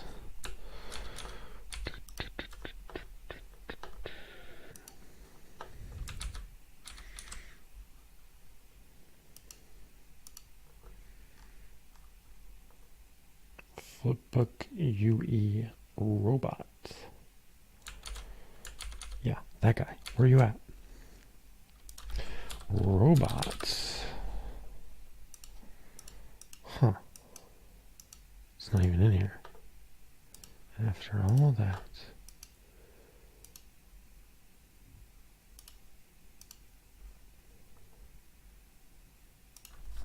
Robots. Oh.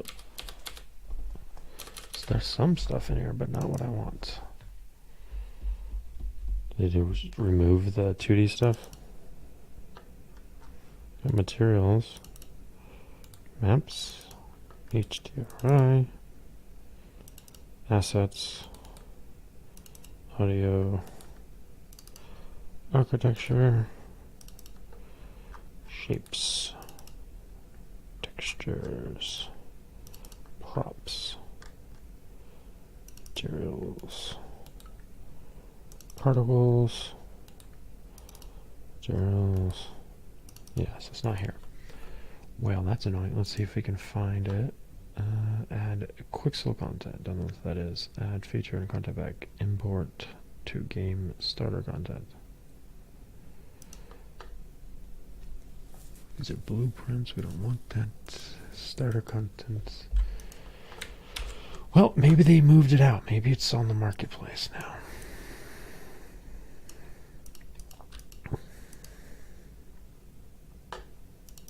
Oh, happened again. It's so annoying.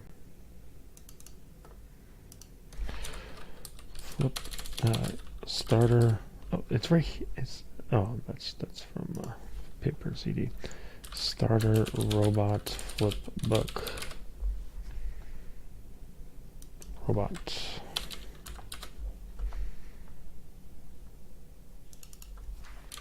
Flip book. Flipbook maker.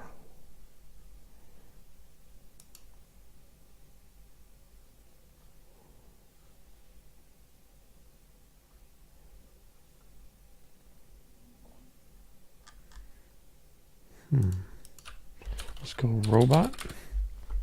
I didn't type robot.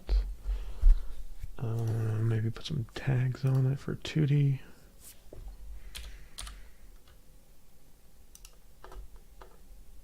Bugs.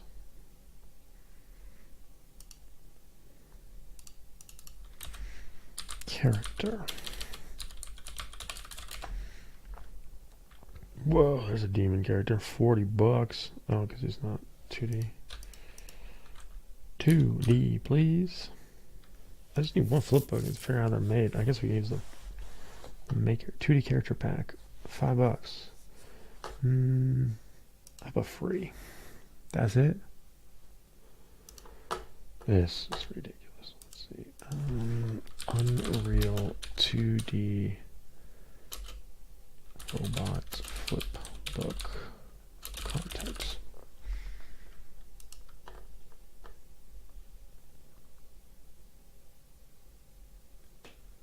So here's from their docs. Here's how you can create one. There are a couple of ways you can go about creating a flip book. You can either create a blank flip book that you populate with sprites yourself, or you can auto-generate a flip book based on a series of selected sprites. You can import JSON formatted sprite sheet description, which can import associated textures and create sprites, and a flip book for the described frames as well. See 2D importer. I'm going to send this to my friend and ask him if he can give me some sprite sheets.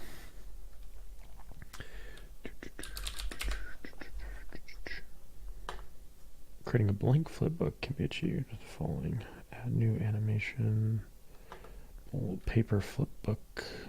You will then be prompted to enter a name. After you select a name, auto-generate flipbooks. To create an automatically generated flipbook, follow the steps below. Locate and select each of the sprites you would like to include.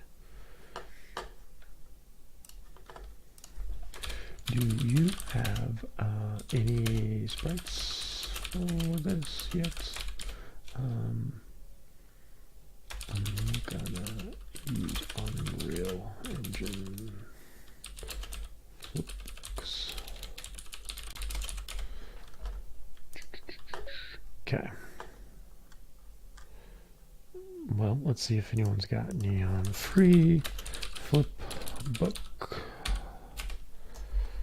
Only HTML5 flipbook works.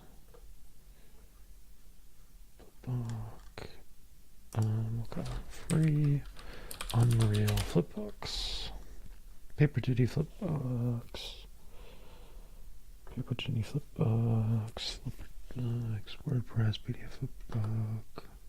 Creating flipbook.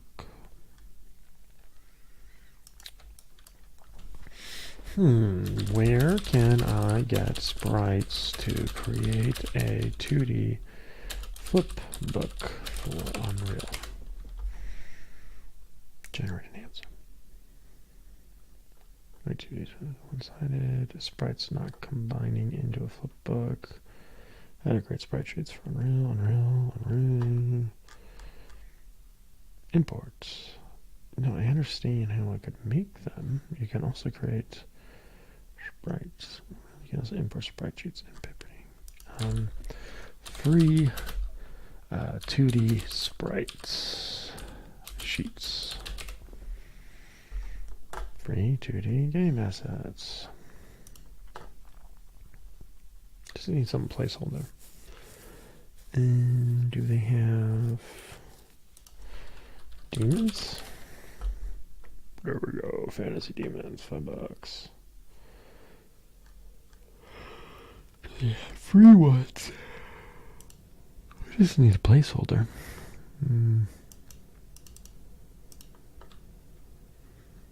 Free and premium.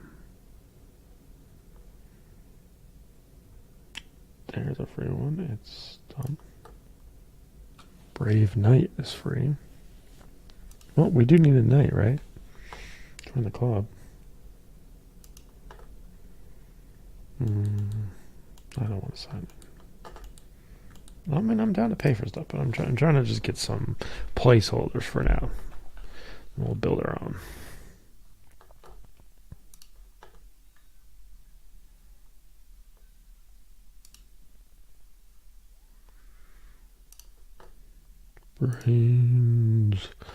Brains. Okay, well, we got something. Mail. Okay, let's go with Unreal Projects. Team Crusade. Content. Collections. Starter content. Collections. Okay, we'll call this Zombie. Cool. And thank you. This is GamerArt2D.com. Was made by who? Didn't say. Okay. Well, appreciate it. I'm going to use your stuff as starter. This is what I want. Why can't they give me this? Can I just save this image and use it? I might have been able to do that. Okay, we're going to create a flipbook now.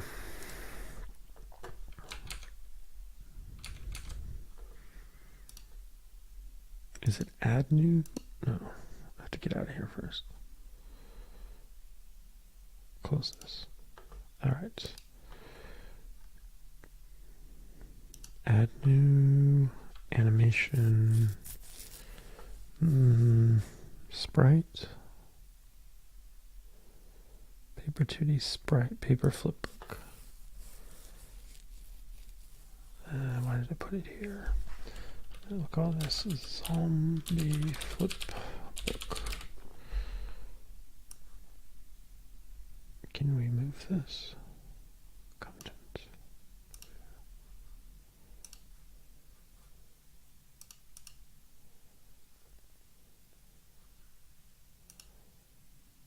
Import.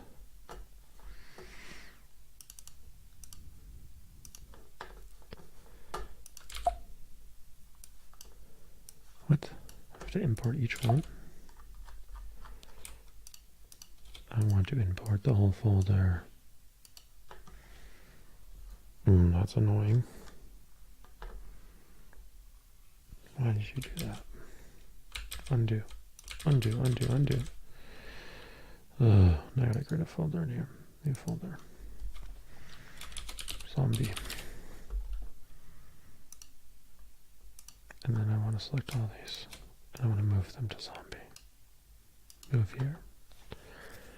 In fact, I want to move this guy too.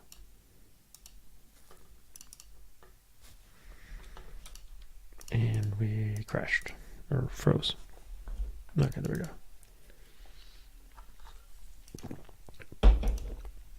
Okay, double click this guy. Let's see if we can create it.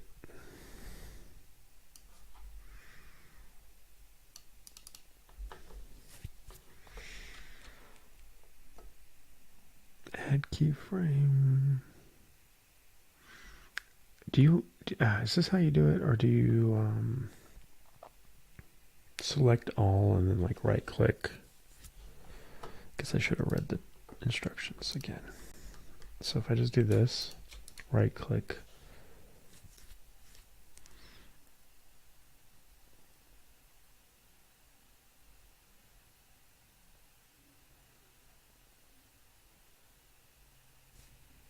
Sprite actions. Create sprite, extract sprites, apply paper 2D's texture settings, create tile set maybe? Right click here or drop in sprites to add keyframes. This is the flipbook. Closed. Oh, these are tiles. Okay, and then what do I do with the tiles?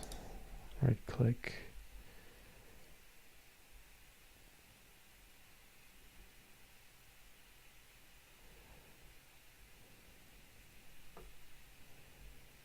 Open paper tile set.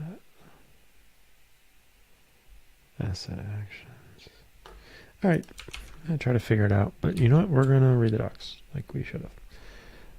To get started using sprites in your project, you must first import the assets into Unreal. To import a sprite or a sprite sheet, click Import in the content browser. Yep. Paper 2D texture settings. By default, all 2D images imported into Unreal Engine will be imported as texture assets.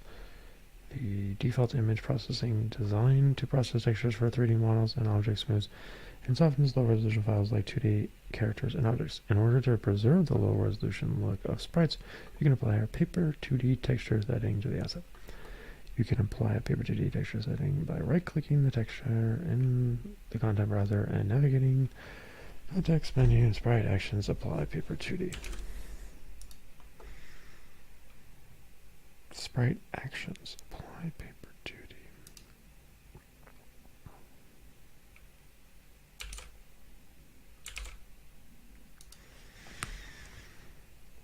Is there no sprite action because it's a tile? Sprite actions. Create sprite. Extract sprites. Apply paper 2D texture settings. There we go. Cool. I think I want to delete these. Is there an undo for this? No. Well, work on your undo, man. Unreal Engine, work on your undo. It's unreal that you don't have undo for editor actions. JetBrains does it. You can do it too. That's right. I'm giving you some feedback.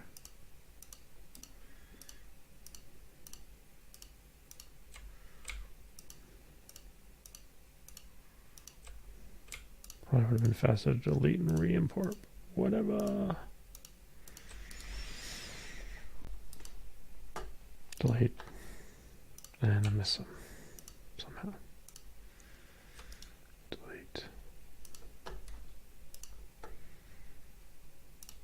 Delete. How did these get in here?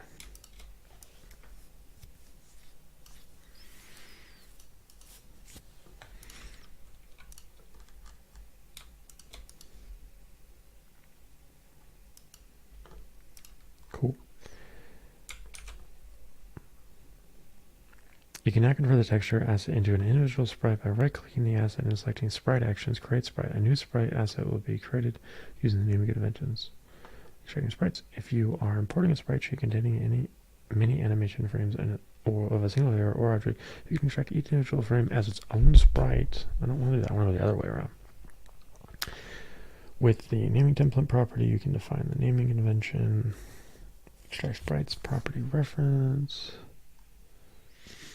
Extract sprites. Example content. Here you can download and use the example sprites used in this document to save the image file. Oh, so I could have done it. So save from the context menu. The image file will need to be converted to PNG file format, and you must add an alpha layer to remove the background. You can then import the image file using the method detailed there. Okay. Let's go back up to the top. Flipbook. Wait, it's not talking about flipbooks?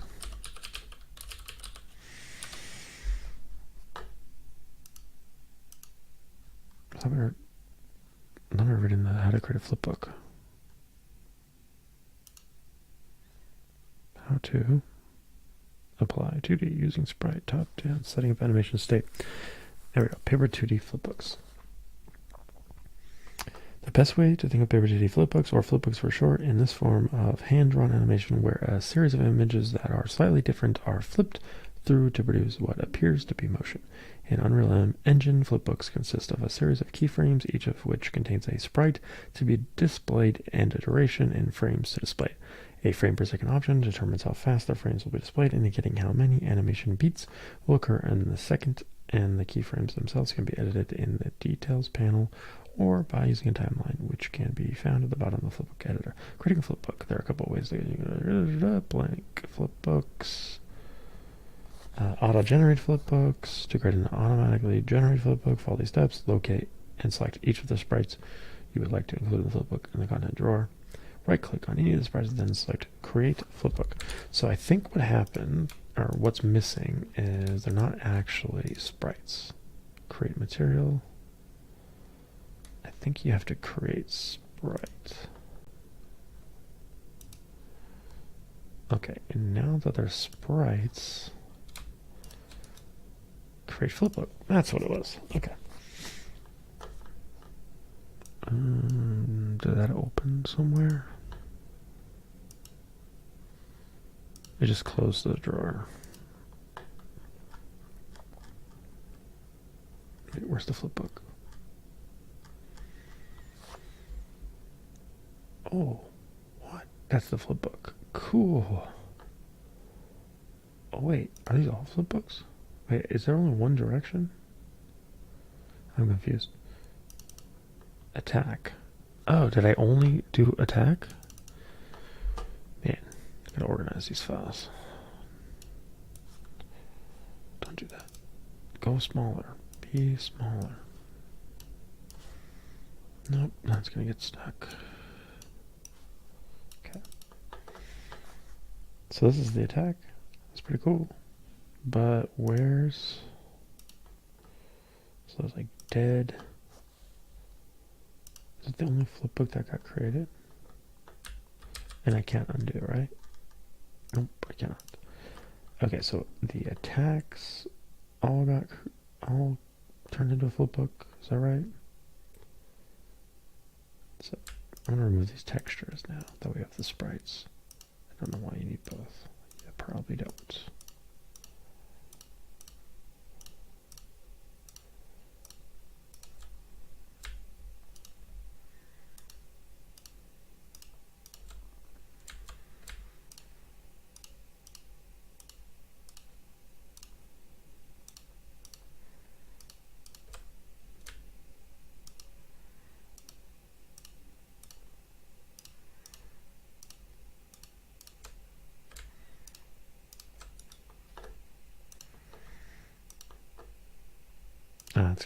It's gonna break the sprites, huh?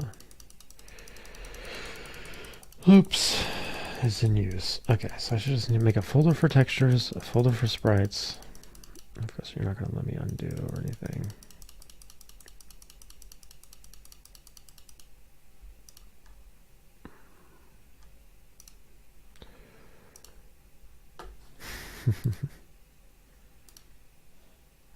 Did it just undelete them? It's like, nah, you can't do that, dude.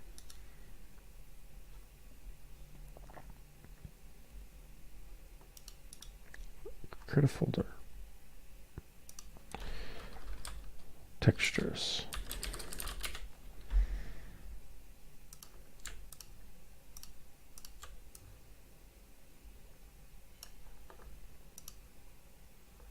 Okay, so it still works if you move them. Just can't delete them.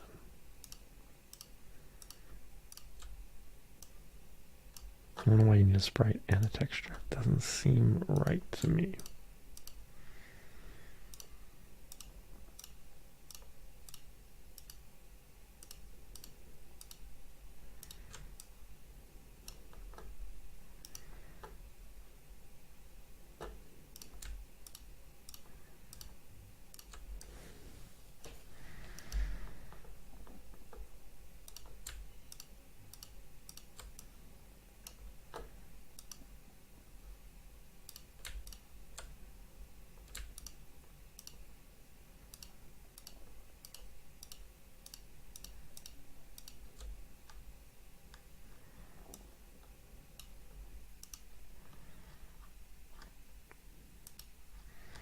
Okay, so we got the, let's do the attack. Oh, we already have the attack one. Let's do dead. Oh, we already have dead. Okay. Let's see what's after dead. Idle. We already have idle. Alright, so I did create all the flipbooks. Beautiful. So then let's create another folder.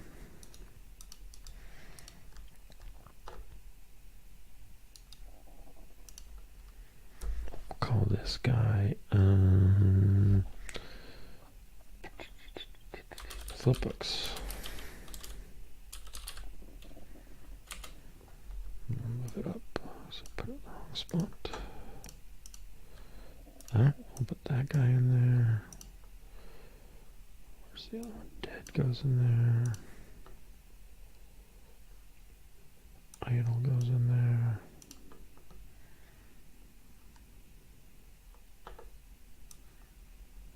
Walk.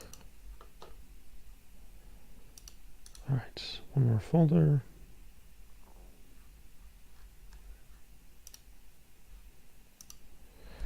Sprites.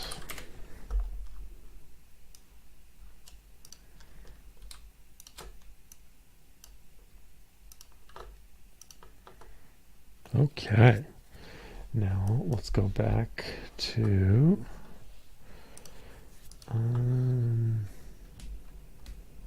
animation. So animation source. I guess we can call him zombie now. Zombie anim source. Okay, and then we go sequence, and we use the zombie anim source. Let's say zombie anim sequence. Open it up. Of course, it opens up in a large window on my other screen.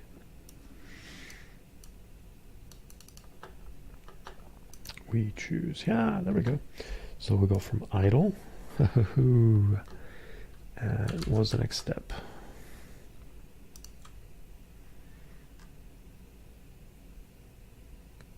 Yep, idle. We now have a sample animation sequence set up. We can provide and create another one for the walking.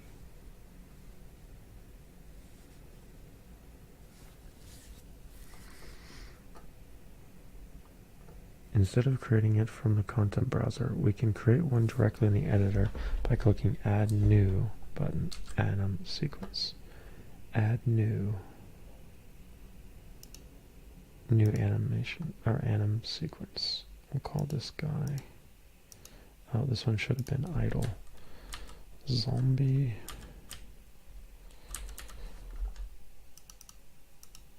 Or did we just call it idle? Idle. Call this one walk.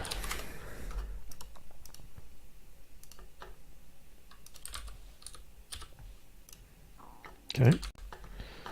Walk. Or walking. I mean, why is it called walking and the other one's got idle? Wouldn't it be idling and walking? We also proceed to rename the animation sequence with a more recognizable name. Let's call them idle and walk. Hey man, I was right. It is walk. Who said walking? Okay. With this, we have a backbone for creating an animation logic. For now, we will create animation. We will create our animation by creating a new animation blueprint that uses our animation sources base. As always, right-click in your content browser and then select the following option. Paper Zeta Anim BP.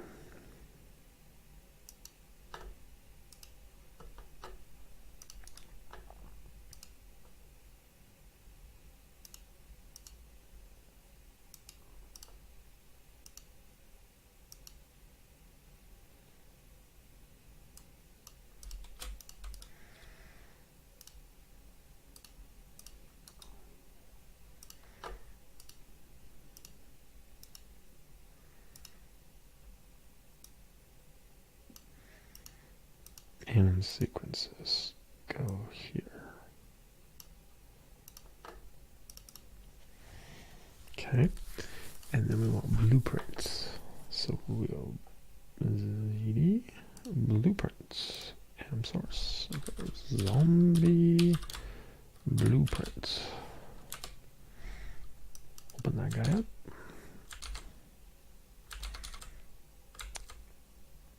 You go away. I'm trying to go here.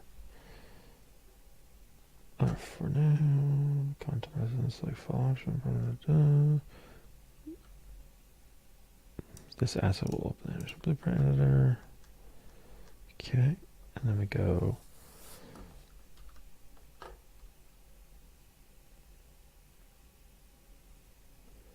double click the animation graph. Alright, which one's the graph? This node is disabled and will not be called, so disabled. Right on it. Just double click here. What do they mean graph? Don't see a graph. This is the graph. Okay, why do I need to double click that?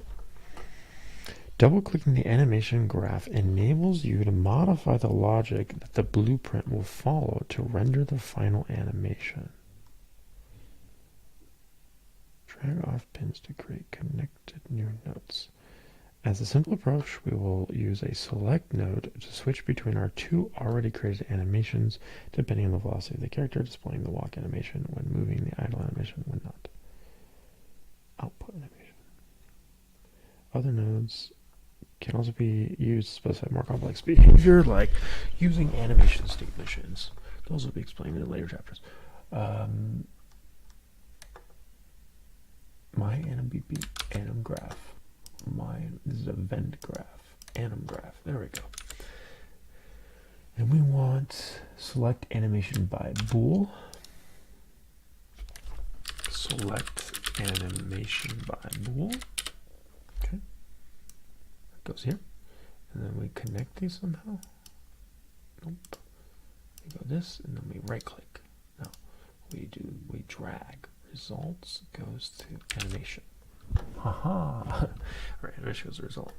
And then we want a play walk, play idle. So we want play.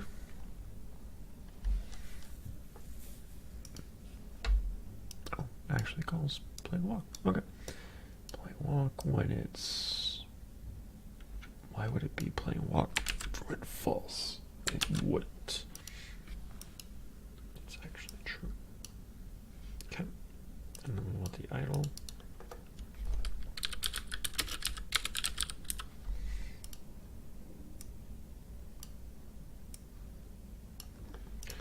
Okay, and select value should come from a break vector. I don't know what that is. We'll find out. Select value. Nope. So just select maybe. Select object. If pick A. If pick A. Select. Oh, this is select value. What am I talking about? Break vector 3. Undo. Okay. Finally, undo worked. This guy. How do I select value? It's not checked, is it? Oh, here we go. Not equal. Not equal. Aha, got it. Okay, and break vector 3.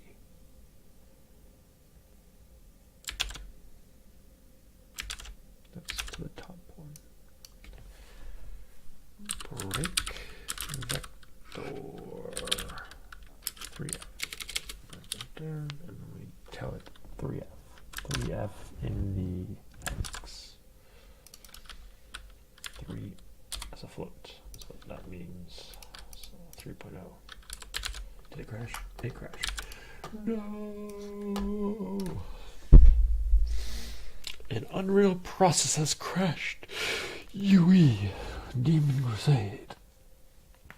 We are very sorry for this crashing. Our goal is to prevent crashes like this from occurring in the future. Please help us track down the fix the crash and providing details. I think I double clicked by mistake. while setting a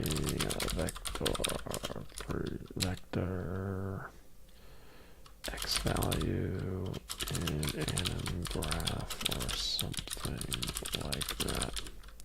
See stream on twitch.tv/Randroid88 at 3 hour. Hi, if you're watching, 57 minute mark.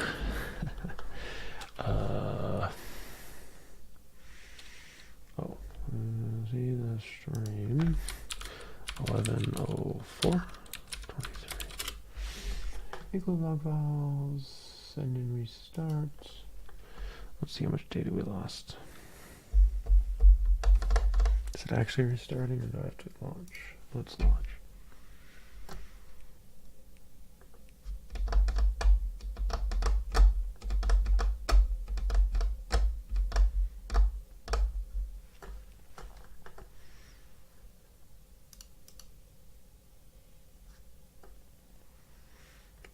Ooh, it's 7. Okay, well, we're going to call it. Well, I just want to see how much data we lost, if anything, and then we'll pick it up next time. We'll see if we can get some actual sprites for this game from a friend. And see how far we can get. We were looking for anim sequence, or what were we doing again? Flipbox, anim sequence. I forgot. No, it was the BP. It was the blueprint, which I think we lost. BP. Yeah, we lost it. It's fine.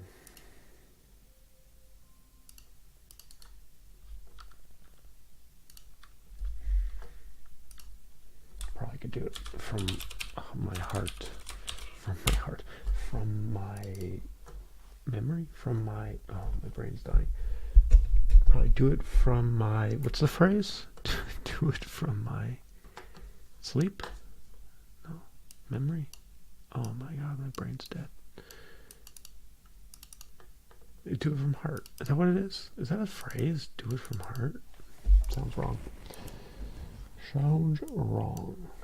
Okay, so you can drag, you can say, I already forgot the first step. What was it called? I know we have the play idle, play walk, something Boolean value. Was it less than? Oh, it's like something by value. Oh man, I already forgot. It was select animation by bool. Bool being true or false.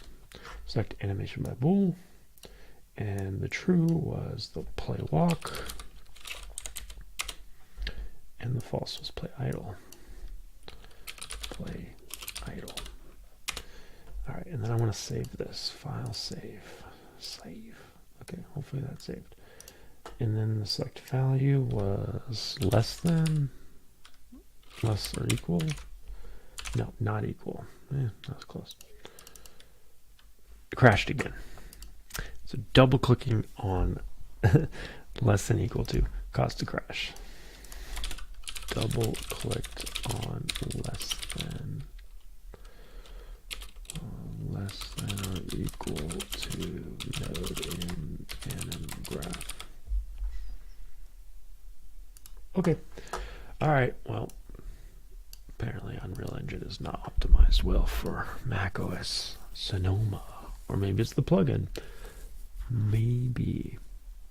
Well, if you did watch, appreciate it. That's a solid 4 hours. We went down some rabbit holes, but I enjoyed it. We got set up with Unreal Engine. We went deep into the docs like I said we would on Paper ZD. Very cool. Watched a video or two.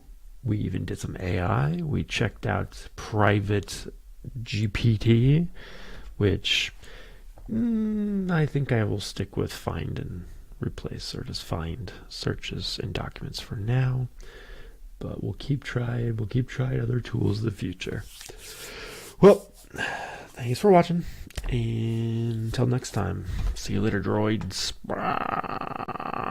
play the outro music that I don't have.